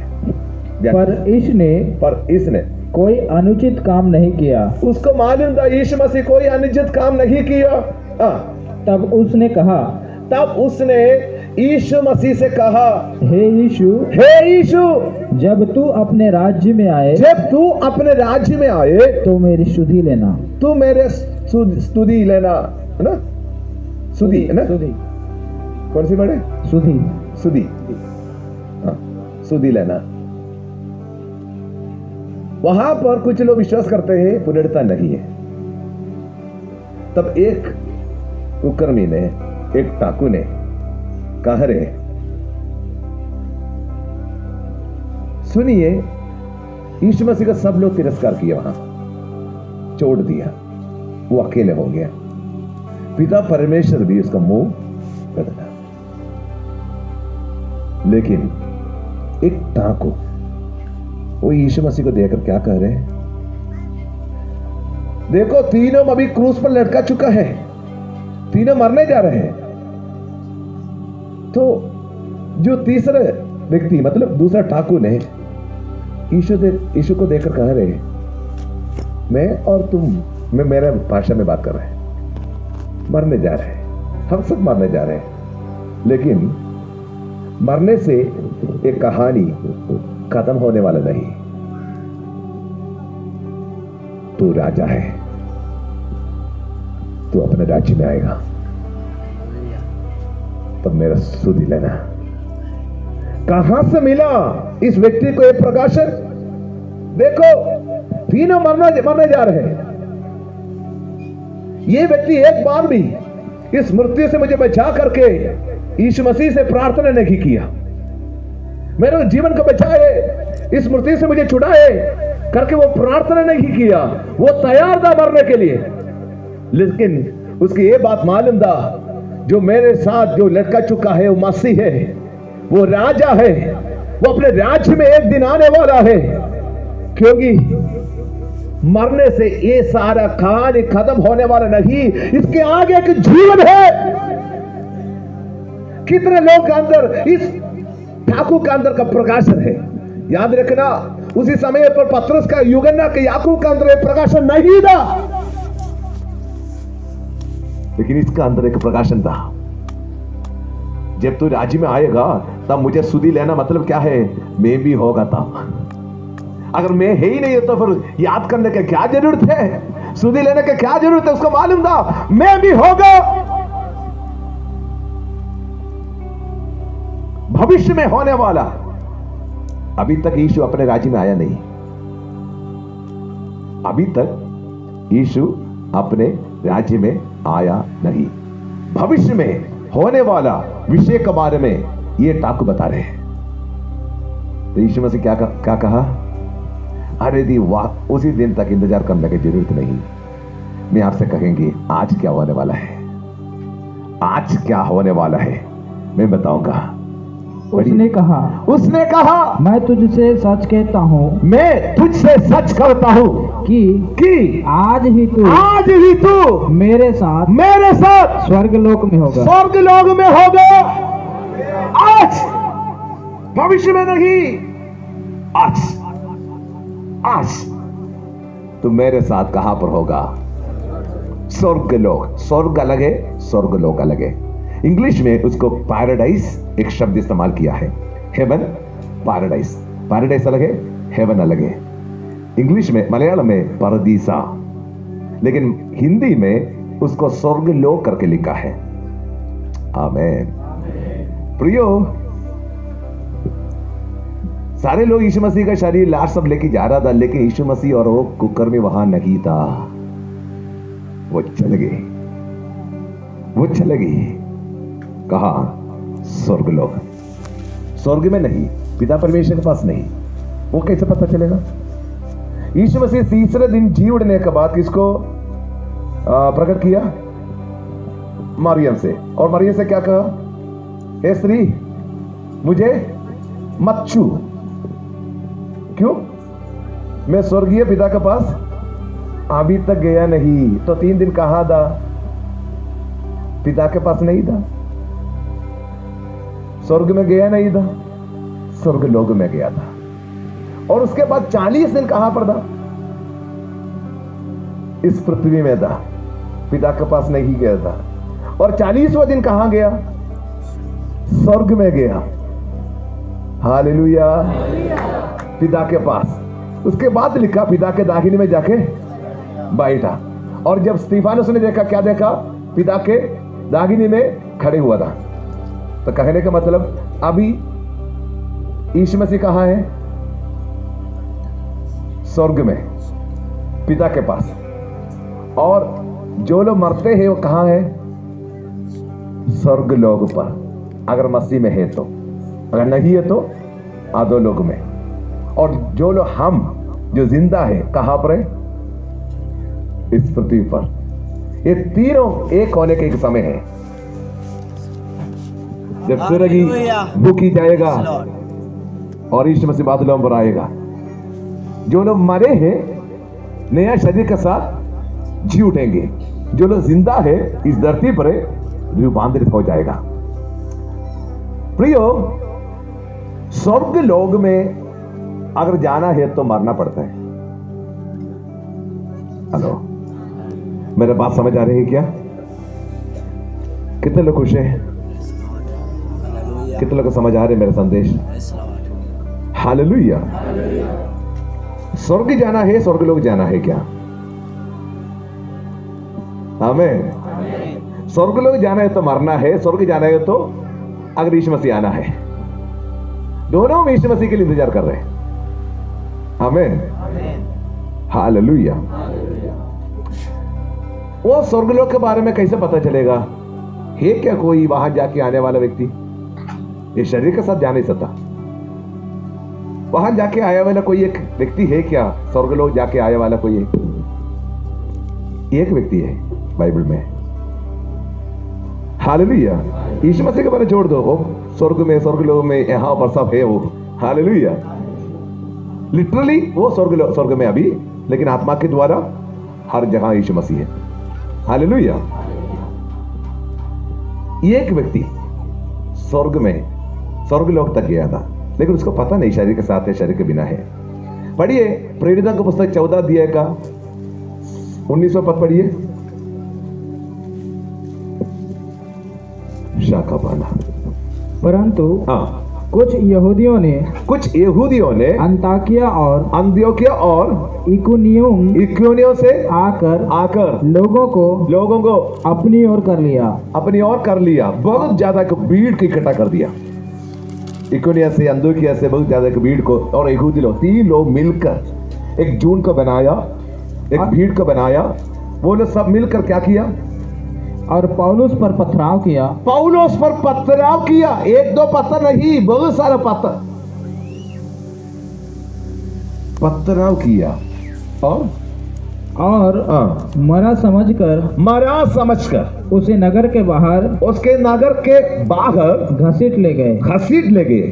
पर जब चेले उसके चारों ओर आ खड़ा हुए, तो वह उठकर नगर में गया। हम है तो एक पत्थर से मारपीट मिले तो 1 महीना वेंटिलेटर में पड़ेंगे, है ना? एक पत्थर से मार मिले सिर में 1 महीना बस खत्म होने के लिए। लेकिन ये सारे लोग मिलकर पथराव किया। उसके बाद तो लोग कंफर्म किए मर चुका है, पौलुस मर चुका है। और कितने देर ऐसी देख, एक बार पत्थर करने के तुरंत चले गए, भाग गए, ऐसा नहीं है। देख के कंफर्म होना है कितना देर कितना घंटा वहां पर सारे भीड़ वहां पर था, सबके जाके दिखाएंगे इसको, पता नहीं कितने घंटा ऐसा हुआ पता नहीं। और ये बात है ये नगर के अंदर में था ये लाश, वहां से घसीट के खींच के वो लेके गया। हो सकता है 2 किलोमीटर होगा, 1 किलोमीटर होगा, आधा किलोमीटर, एकदम ऐसे वो वहां का दीवार भी बहुत बड़ा है, बाहर फेंक दिया। और जब खींच के जा रहा था एक सूचना भी नहीं था उसमें जीवन है, वो लोग कंफर्म कर चुका है वो मर चुका है। लेकिन वो सच में मर चुका था, सच में उसका जीवन चला गया। लेकिन उसके बारे में दूसरे कोरिन्थियों 12 अध्याय का पहला पद से लिखा है, पढ़िए। दूसरे कोरिन्थियों 12 अध्याय का पहला पद से। यद्यपि हाँ, घमंड करना मेरे लिए ठीक नहीं, यद्यपि घमंड करना मेरे लिए ठीक नहीं, तो भी करना पड़ता है। तो भी करना पड़ता है। इसलिए मैं प्रभु के दिए हुए दर्शनों और प्रकाशनों की चर्चा करूंगा। मैं मसीह में एक मनुष्य को जानता हूँ, 14 वर्ष हुए न जाने देह सहित, न जाने दे रहित परमेश्वर जानता है। ऐसा मनुष्य तीसरे स्वर्ग तक उठा लिया गया। मैं ऐसे मनुष्य को जानता हूँ, न जाने देह सहित, न जाने दे रहित परमेश्वर ही जानता है कि स्वर्ग लोक पर उठा लिया गया। पौलुस स्वर्ग लोक तक उठा लिया गया था। और वहां पर एक भाषा वो सुनी, क्या लिखा है? और ऐसी बातें सुनी जो कहने की नहीं, और जिनका उनका मुंह पर लाना मनुष्य को उचित भी नहीं। ऐसे मनुष्य पर मैं घमंड करूंगा। हालेलुया। मैंने कहा है ना, शरीर के साथ जा नहीं सकता। इसको पथराव किया था, मरा करके समझा था, कितना घंटा ऐसा पड़ा नहीं मालूम, लेकिन अंदर से वो स्वर्गलोक तो पहुंचा गया था। उठा बना रगदल कमना बनाओ। एक बार वहां का अनुभव मिले था ना, तो यहां पर जीने के लिए मन नहीं आएगा। इसलिए फिलिप्पी का पुस्तक पहला अध्याय का 21 से पढ़िए, 20-21 से। शकाना फिलिप्पी पहला अध्याय का। क्योंकि मेरे लिए जीवित रहना मसीह है, और मर जाना लाभ है। क्योंकि यहां से छोड़ेगा तो पहुंचने के लिए कि जगह इंतजार करने के लो, फिर क्यों मैं डरना है? उसका अनुभव होता वहां क्या होने वाला है। जो स्वर्ग लोक का अनुभव जिसका अंदर मिला, कभी भी इस सांसारिक जीवन से प्रेम नहीं करेंगे। उसने क्या कहा? मेरे लिए जीना मसीह है, मरना लाभ ही है। आगे, पर यदि शरीर में जीवित रहना ही मेरे काम के लिए लाभदायक है, तो मैं नहीं जानता कि किसको चुनूं। आगे, क्योंकि मैं दोनों के बीच में आधार में लटका हूँ। जी तो चाहता है कि कुछ करके मसीह के पास जा रहा हूँ। मैं चाहता है यह छोड़ के वहां जा रहा है, क्योंकि यह बहुत ही अच्छा है। इससे भी बहुत ही अच्छा वो है। परंतु शरीर में रहना तुम्हारे कारण और भी आवश्यक है। इसलिए मैं बस हालेलुया। उसने ये कहा इससे भी अच्छा वो है। हेलो, मैंने क्या कहा? मृत्यु हमारे दिमाग में क्या है? सबका कदम अंतिम नहीं, अगला सेकंड अब वहां पहुंचेंगे। शाकाना रकतल कमना बना। इसलिए यीशु मसीह ने कहा, जो यूहन्ना 11 का 25 और 26 पढ़िए जल्दी। यीशु मसीह ने कहा,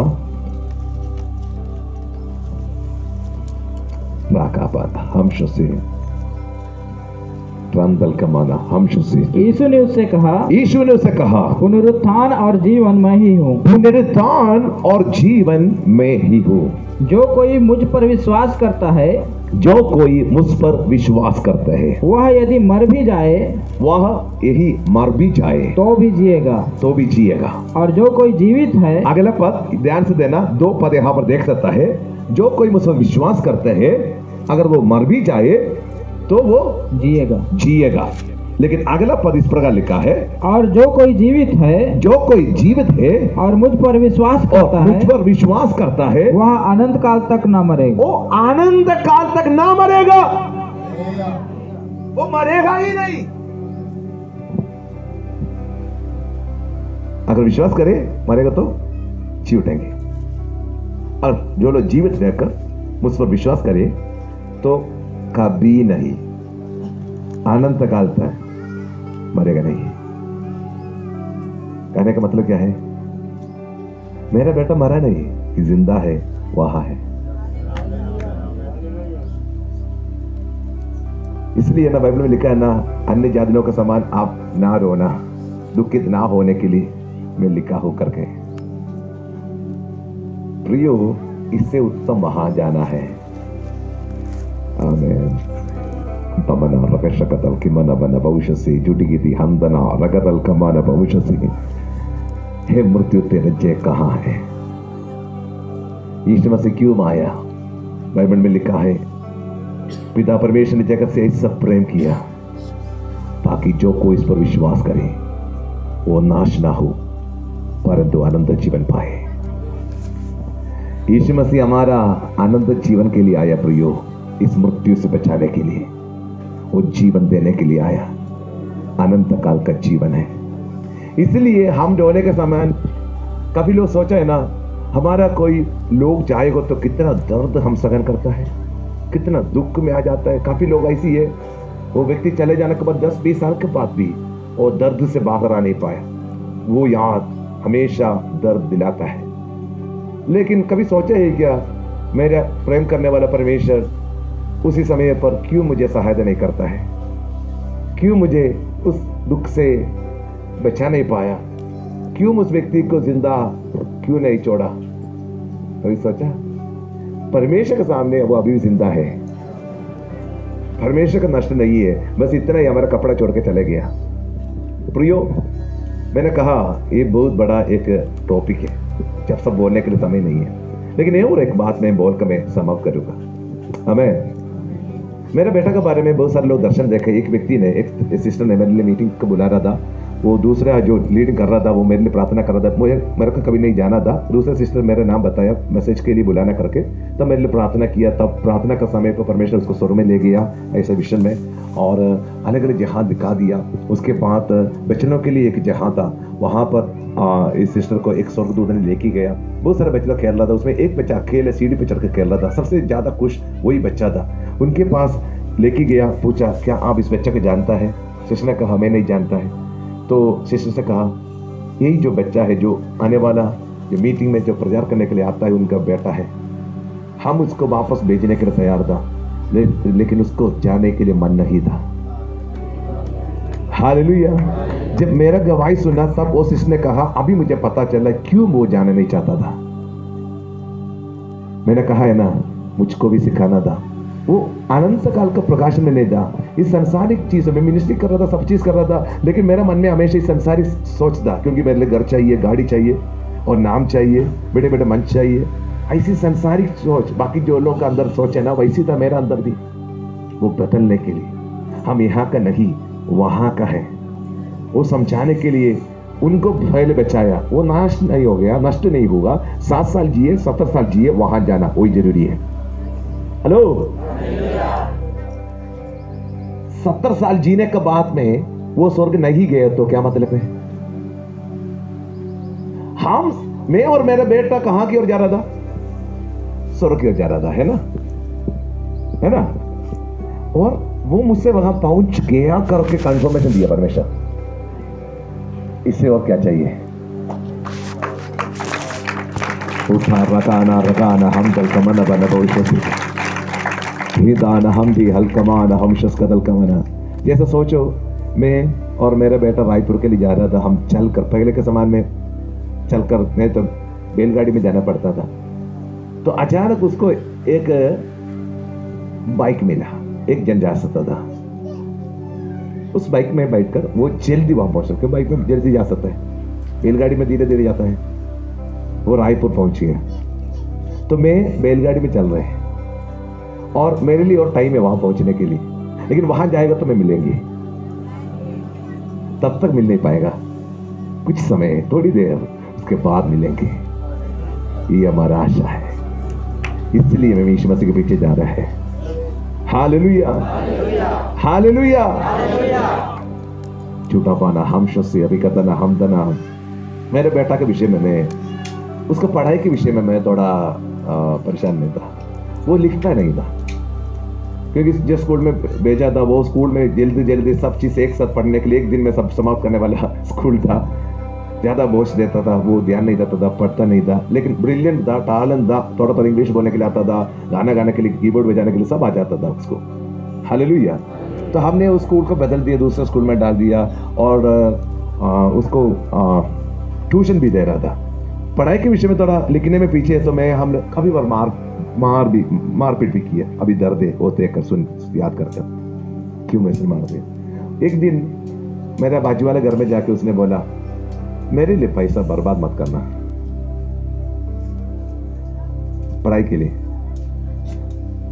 हमने मजाक सोचा, अरे स्कूल जाने के लिए मन नहीं इसलिए सब बोल रहे। उसने उसको मुंह से ही शब्द आया, मेरे लिए पैसा बर्बाद मत करना। हालेलुया। प्रियो, हम हमेशा इस संसार की विषय पर चिंता है। हम हमारे बच्चों के लिए जो कर रहे सब कुछ कर रहे है ना, हमारे लिए हमारे बच्चे सब कुछ है। हमारे सोच में तो करे कैसा भी है तो थोड़ा पैसा कमाए, बच्चों को अच्छा पढ़ाई दे, ताकि वो लोग को अच्छा नौकरी मिले, ताकि अच्छा की जीवन मिले। इसलिए उसके लिए सब कुछ करने के लिए हम तैयार हैं। हम हमेशा इस संसार में हमारे बच्चे जय पाना है, उसको सब कुछ होना है, यही सोचकर हम मेहनत करता है, दौड़ता है, हम प्रार्थना करता है। लेकिन जीवन परमेश्वर के हाथ पर है। कितने लोग के अंदर विश्वास है, अगर आज हमको, हमारे बच्चे को, हमारे किसी को बुलाएगा तो वो स्वर्ग में होगा करके कितनों को सोच है, उसके लिए कितने लोग मेहनत करता है। प्रियो, हमारे बच्चे के पास मोबाइल नहीं है तो परेशान कर देता है हमको, है ना, तो मेहनत कर रहे हैं हमको कैसे भी तो उसको एक अच्छा मोबाइल खरीद के दे। वो मोबाइल लेकर क्या करता है कैसे उसको भी पता नहीं है, दुनिया के पीछे जा रहे हैं, उसके बाद वो डिप्रेशन में चले जा रहे हैं, सब कुछ कर देता है। लेकिन कितने लोग, मैं यही कहना चाहता हूं, कुछ भी नहीं दिए, सिर्फ यीशु मसीह को दे, वहां पहुंच जाएंगे। तमन्ना रकतल कदना, हमारे लिए सब एक कम समय है प्रियो। जो नोहा के बारे में, नूह के बारे में आपको मालूम है ना, 120 साल प्रचार किया, कोई सुना नहीं उसके बाद, लेकिन अपने घर को बचा पाया। उनके साथ उनका सारा घर वाला था उस घटना से बचकर जाने के लिए। तो वैसी मैं और आप अनंत काल के बारे में सोचना प्रियो। पहला तीमुथियुस छठवां अध्याय के 11 से पढ़िए। पहला तीमुथियुस छठवां अध्याय के 11 से। पर हे परमेश्वर के जन, अब जल्दी, पर हे परमेश्वर के जन, हाँ, तो इन बातों से भाग, इन बातों से भाग, और धर्म, भक्ति, विश्वास, प्रेम, धीरज और नम्रता का पीछा कर, और नम्रता का पीछा कर। विश्वास की अच्छी कुश्ती लड़, और उस अनंत जीवन को धर ले, और उस अनंत जीवन के लिए धर ले, जिसके लिए तू बुलाया गया। क्या के लिए बुलाया गया? अनंत जीवन, वही है सबसे इंपॉर्टेंट। बाकी जो कुछ इस धरती पर है सब छोड़ के जाना पड़ेगा हमें। हमको कभी नहीं मालूम है कब हमारा मृत्यु आ रहे हैं, कब यीशु मसीह भी आ रहे हैं, लेकिन दोनों आने वाला है। अगर यीशु मसीह जल्दी आए तो मृत्यु में हम नहीं जाएगा, स्वर्ग में चले जाएगा। अगर यीशु मसीह नहीं आए, मृत्यु पे के लिए आए, हम स्वर्ग लोक में जाना वाला है। तो वहां पर जो हम यहां पर कमा रहे कुछ भी नहीं लेके जाने वाला है हमें, इसलिए भागने के लिए आज्ञा दे रहे हैं। संसारी चीजों के पीछे से, धन के पीछे से, धन के लोभ से भाग, उनका पीछा कर अनंत काल की जीवन। हमें हालेलुया। मैं और एक वचन जल्दी पढ़कर मैं समाप्त करना चाहता हूं। हम यीशु मसीह को इंतजार कर रहे, यीशु मसीह तू आ जा करके। क्यों? यीशु मसीह आएगा तो क्या मिलेगा हमको? पिता परमेश्वर के पास जाने के लिए क्या दिक्कत है? और पिता परमेश्वर हमको देखने के लिए क्या दिक्कत है? एक ही दिक्कत है, हमारा शरीर। हेलो, हमारा एक ही कमजोरी है, वो हमारा शरीर है। कारण क्या है? क्या इस शरीर के साथ 100 डिग्री टेम्परेचर पानी में डूब सकता है क्या? क्यों?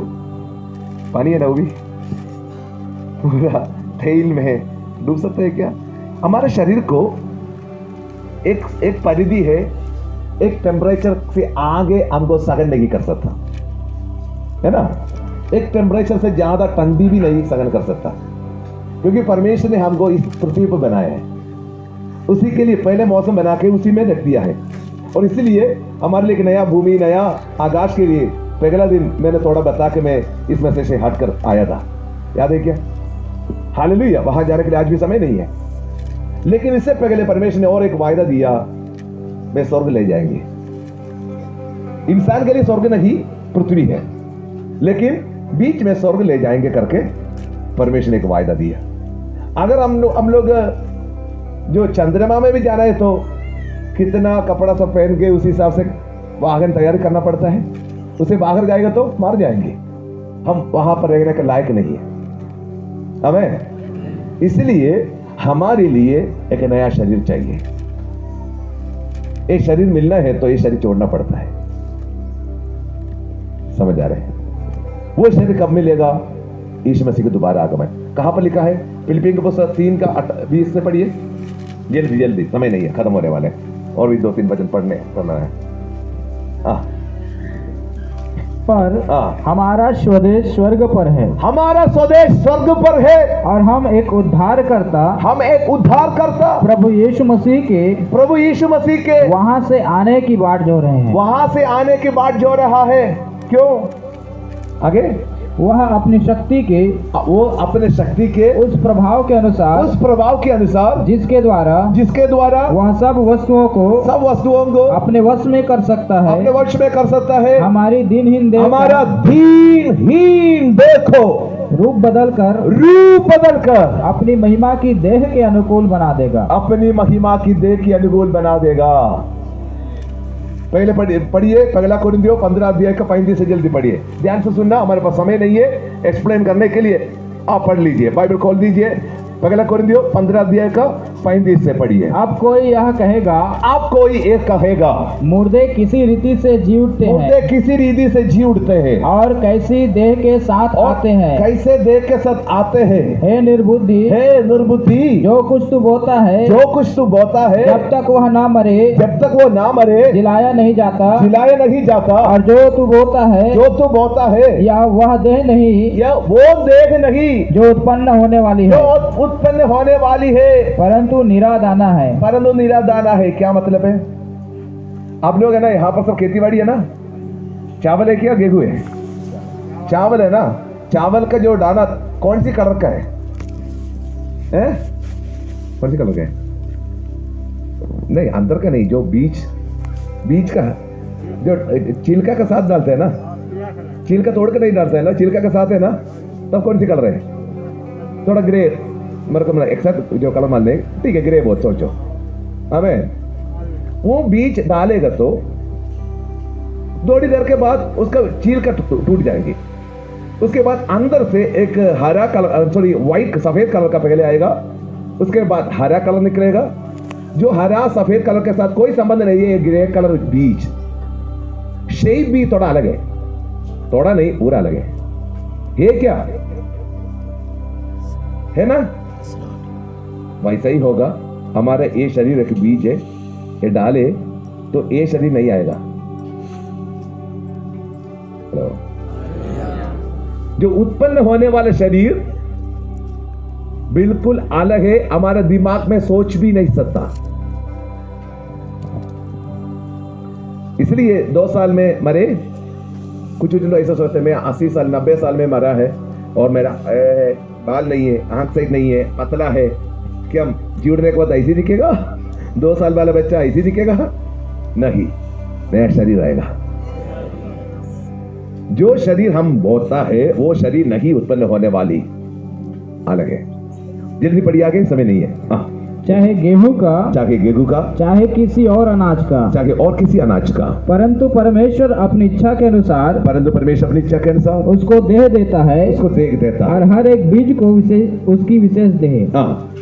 सब शरीर एक समान नहीं, मनुष्य का शरीर और है, पशुओं का शरीर और है, पक्षियों का शरीर और है, मछलियों का शरीर और है। स्वर्गीय देह है और पार्थिव देह भी है, परंतु स्वर्गीय देहों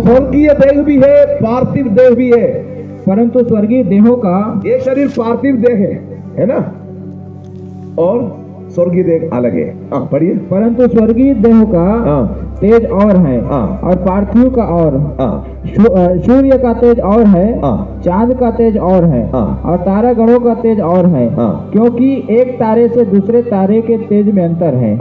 मुर्दों का जी उठना भी ऐसा ही है। अभी ध्यान से सुनना, मुर्दों का जी उठना भी ऐसा ही है। आगे। शरीर नाशवान दशा में बोया जाता है, शरीर नाशवान दशा में बोया जाता है, और अविनाशी रूप में जी उठता है। अविनाशी रूप में जी उठता है। वह अनादर के साथ बोया जाता है, अनादर के साथ बोया जाता है, और तेज के साथ जी उठता है, तेज के साथ जी उठता है। निर्बलता के साथ बोया जाता है, निर्बलता के साथ बोया जाता है, सामर्थ्य के साथ जी उठता है, सामर्थ्य के साथ जी उठता है। स्वाभाविक देह बोई जाती है, स्वाभाविक देह बोई जाती है, और आत्मिक देह जी उठती है, और आत्मिक देह जी उठती है। जबकि स्वाभाविक देह है, जब ये स्वाभाविक देह है तो आत्मिक देह भी है, तो आत्मिक देह भी है। ऐसा ही लिखा भी है, ऐसा ही लिखा भी है कि प्रथम मनुष्य अर्थात आदम जीवित प्राणी बना। मतलब शरीर और आत्मा मतलब श्वास जब आया, एक जीवित प्राणी बना करके लिखा है। प्राणी मतलब प्राण, मतलब हमारा मन, भावना, इच्छा, इसी का आधार पर कंट्रोल है। सबसे इंपॉर्टेंट प्राण को था पुराने नियम में भी, अभी भी। लेकिन आगे क्या लिखा है? और अंतिम आदम जीवनदायक आत्मा बना, परंतु पहले आत्मिक न था, पर स्वाभाविक था, इसके बाद आत्मिक हुआ। प्रथम मनुष्य धरती से, सुनिए, आदम के बारे में लिखा है प्रथम मनुष्य धरती से, अर्थात मिट्टी का था, दूसरा मनुष्य स्वर्गीय है। कौन? यीशु मसीह। हेलो, एक बात और, मैं और 10 मिनट ले रहे, ठीक है? आमीन। परमेश्वर का कोई देखा है क्या? परमेश्वर कैसे दिखता है? हमारे जैसा है क्या? 5 फुट का, 6 फुट का? हम कितना छोटा है कैसे पता चलेगा? कोई एक पहाड़ में नहीं तो एक 10 मंजिल बिल्डिंग के ऊपर जाके देखो, जितना ऊंचा जाता है उतना छोटा दिखते हैं हम, है ना? ये सारा पृथ्वी को, आकाश को बनाने वाला परमेश्वर इतना छोटा है? नहीं।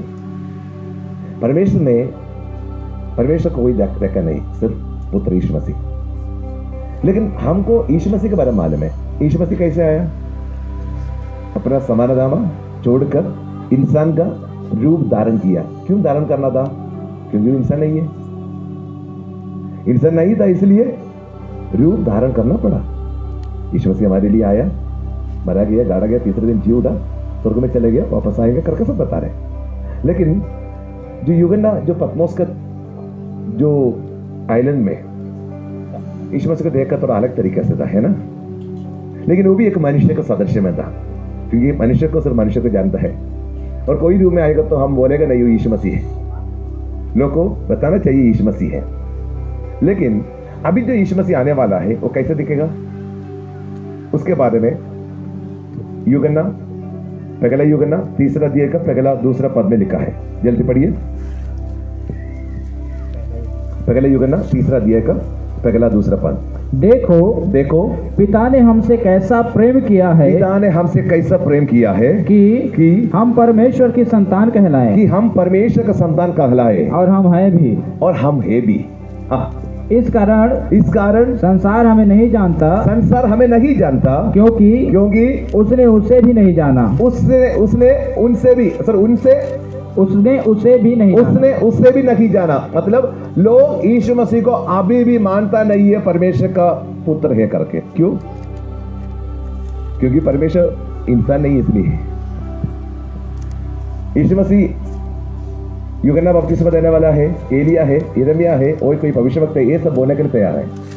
वो एक बाकी लोगों का समान एक भविष्यवक्ता है करके मानने के लिए लोग तैयार है, लेकिन परमेश्वर का पुत्र है करके मानने के लिए तैयार नहीं है। कारण क्या है? क्योंकि परमेश्वर इंसान नहीं है। हम भी बोलते हैं परमेश्वर संतान है, तो लोग नहीं मानेगा। कारण क्या है? हम भी इंसान है, शरीर पर है, क्योंकि परमेश्वर इंसान नहीं। समझ आ रहे है क्या? नहीं, कंफ्यूजन कर रहे हैं ना? थोड़ा तो कंफ्यूजन डाल के जाएंगे। हालेलुया, आमीन। परमेश्वर है, इंसान नहीं। इंसान का रूप धारण लेकर आया था, इसलिए उसको परमेश्वर पुत्र कर मानने के लिए तैयार नहीं था। और आगे क्या लिखा है? हे प्रियो अब हम परमेश्वर की संतान हैं। हम परमेश्वर का संतान है और अभी तक यह प्रकट नहीं हुआ कि हम क्या कुछ होंगे करके अभी तक प्रकट नहीं हुआ।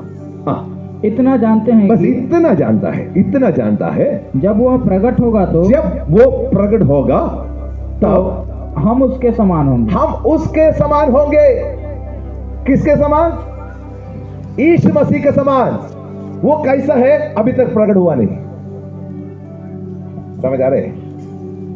किस शरीर के साथ वो आने वाला है करके अभी तक प्रकट हुआ नहीं। हम अभी भी इंतजार कर रहे, दाढ़ी मुंह सब रखने वाले यीशु मसीह को, है ना? हाँ, 5 फुट का 6 फुट का यीशु मसीह को। वैसा नहीं, अभी जो आने वाला है स्वर्गीय शरीर में। कहां पर लिखा है? पढ़िए, जो हमने जो छोड़ा था ना, पहला कोरिन्थियों 15 अध्याय का 45 से पढ़िए, फिर से ध्यान से सुनना। पहला कोरिन्थियों 15 अध्याय का 45 से। मुझे मालूम है मैं थोड़ा ज्यादा स्पीड में है, कुछ लोगों को समझने के लिए थोड़ा दिक्कत पड़ेगा। ऐसा लिखा भी है कि प्रथम मनुष्य अर्थात आदम जीवित प्राणी बना और अंतिम आदम जीवनदायक आत्मा बना। परंतु पहले आत्मिक न था पर स्वाभाविक था। इसके बाद आत्मिक हुआ। प्रथम मनुष्य धरती से अर्थात मिट्टी का था। दूसरा मनुष्य स्वर्गीय है। दूसरा मनुष्य यीशु मसीह स्वर्गीय है। जैसा वह मिट्टी का था वैसे वे भी है जो मिट्टी के हैं। और जैसा वह स्वर्गीय है वैसे ही वे भी है जो स्वर्गीय है। और जैसे हमने उसका रूप धारण किया जो मिट्टी का था। मतलब आदम का शरीर है। ये शरीर हमारा जो शरीर है ना, किसका शरीर है? आदम, मिट्टी का शरीर है। हमने उस मिट्टी का शरीर जिस तरीके से धारण किया वैसे ही उस स्वर्गीय का रूप भी धारण करेंगे। हालेलुया। और एक बार पढ़िए। और जैसे हमने उसका रूप धारण किया, ये आदम का रूप धारण किया जो मिट्टी का था वैसे ही उस स्वर्गीय का रूप भी धारण करेंगे। उस स्वर्गीय का रूप भी धारण करेंगे। हालेलुया। आगे क्या लिखा है? हे भाइयों मैं यह कहता हूँ कि मांस और लहू परमेश्वर के राज्य के अधिकारी नहीं हो सकते। परमेश्वर के राज्य का अधिकारी नहीं हो सकता है। इस शरीर के यहाँ पर छोड़ना पड़ता है, एक नया शरीर पाना पड़ता है, एक स्वर्गीय शरीर। मेरा परमेश्वर यीशु मसीह मेरे तैयार करके रखा है, उस शरीर पाने के लिए इंतजार कर रहे हैं। समझ आ रहे कुछ? हेलो। यीशु मसीह स्वर्गीय शरीर को छोड़कर पार्थिव शरीर को लेकर इस पृथ्वी पर आकर हमको बचाया, ताकि हमारा पार्थिव शरीर को बदलकर उनके समान स्वर्गीय शरीर में बदले। मेरा हिंदी सही है? ठीक है ना? समझ आए कुछ? वो पार्थिव शरीर को ले लिया ताकि हम स्वर्गीय शरीर पाए। पहला जो आगमन में स्वर्गीय शरीर को छोड़कर पार्थिव शरीर लेकर हमको पहचाने आया। दूसरा आगमन में वो स्वर्गीय शरीर में आने वाला है, हमको उसी का समान बदले। हालेलुया।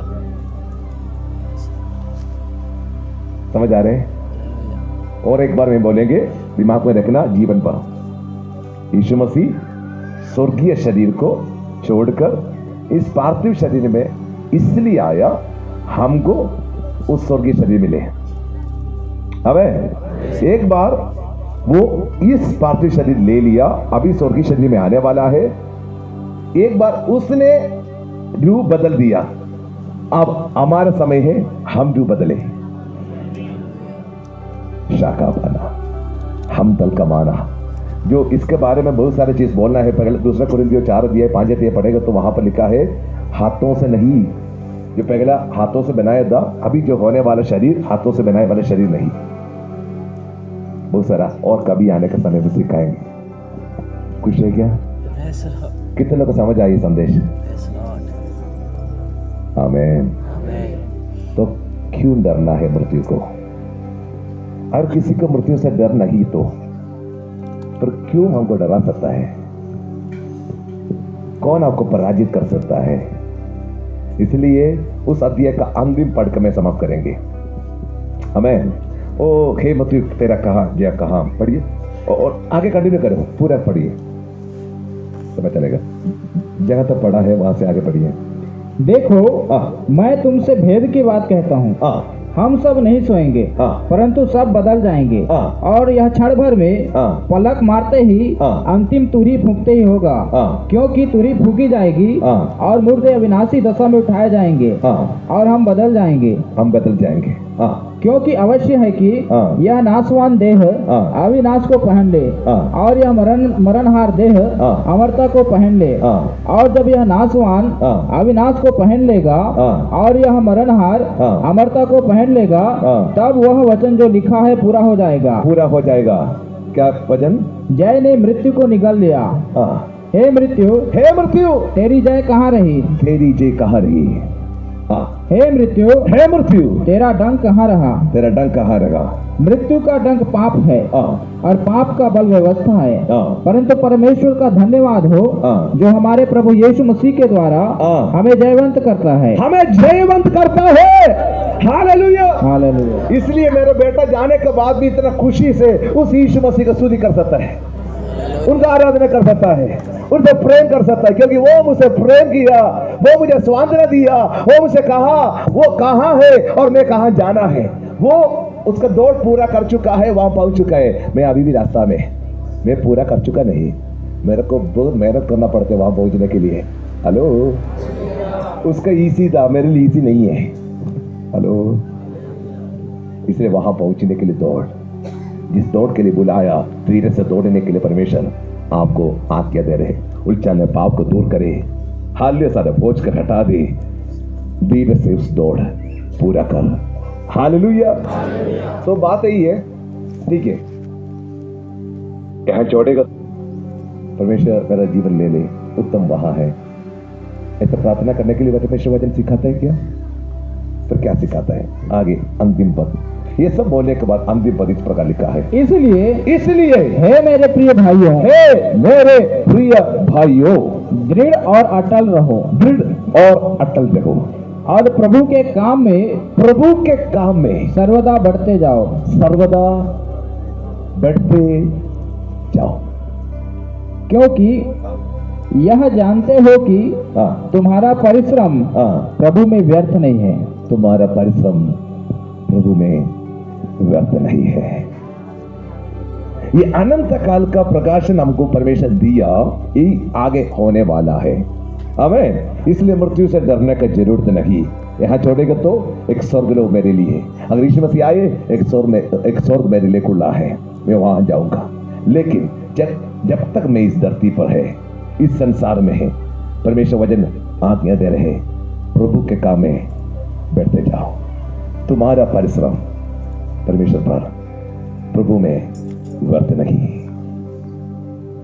जितना परमेश्वर ले कर सकता है उतना कर, पूरा तन मन धन के साथ उनका सेवा कर। जो तू कर रहे एक प्रतिबल वहां पर है। शामाना रकदल कमर, सब लोग खड़े हो जाइए, हम मिलकर प्रार्थना करेंगे। ओ डा बा बा बा बा से रिखाना रकदल कमना, हमको जो मिलने वाला एक एक दिन हमारा बोनस है प्रयोग। कितने सारे लोग इस कोविड में मर चुका है, कितने लोग हमको छोड़ के चले गया है। यूक्रेन में, रशिया में कितने लोग मर रहे अभी, हालेलुया। लेकिन परमेश्वर ने हमको इस धरती पर और एक दिन जीने के लिए परमेश्वर सहायता किया।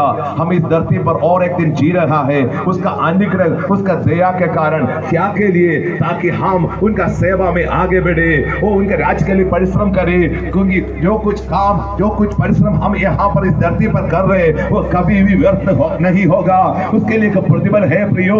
एक दिन आने वाला है, यीशु मसीह ओ न्यायासन में बैठने जा रहा है, तब हम सब उनके सामने जाएगा एक प्रतिभा पाने के लिए। उठा बना हमदना रगदल कमन बना, इस संसार की कुछ भी चीज के पीछे नहीं। चाहे आपको धन मिले, गाड़ी मिले, घर मिले, जमीन मिले, सब कुछ मिले, लेकिन आपकी आत्मा नष्ट हो जाएगा तो क्या मतलब है? ओ रापा शगदल कमना, जितना माँ बाप लोग मुझे सुनने वाला है, आपका बच्चे लोगों के लिए प्रार्थना कीजिए।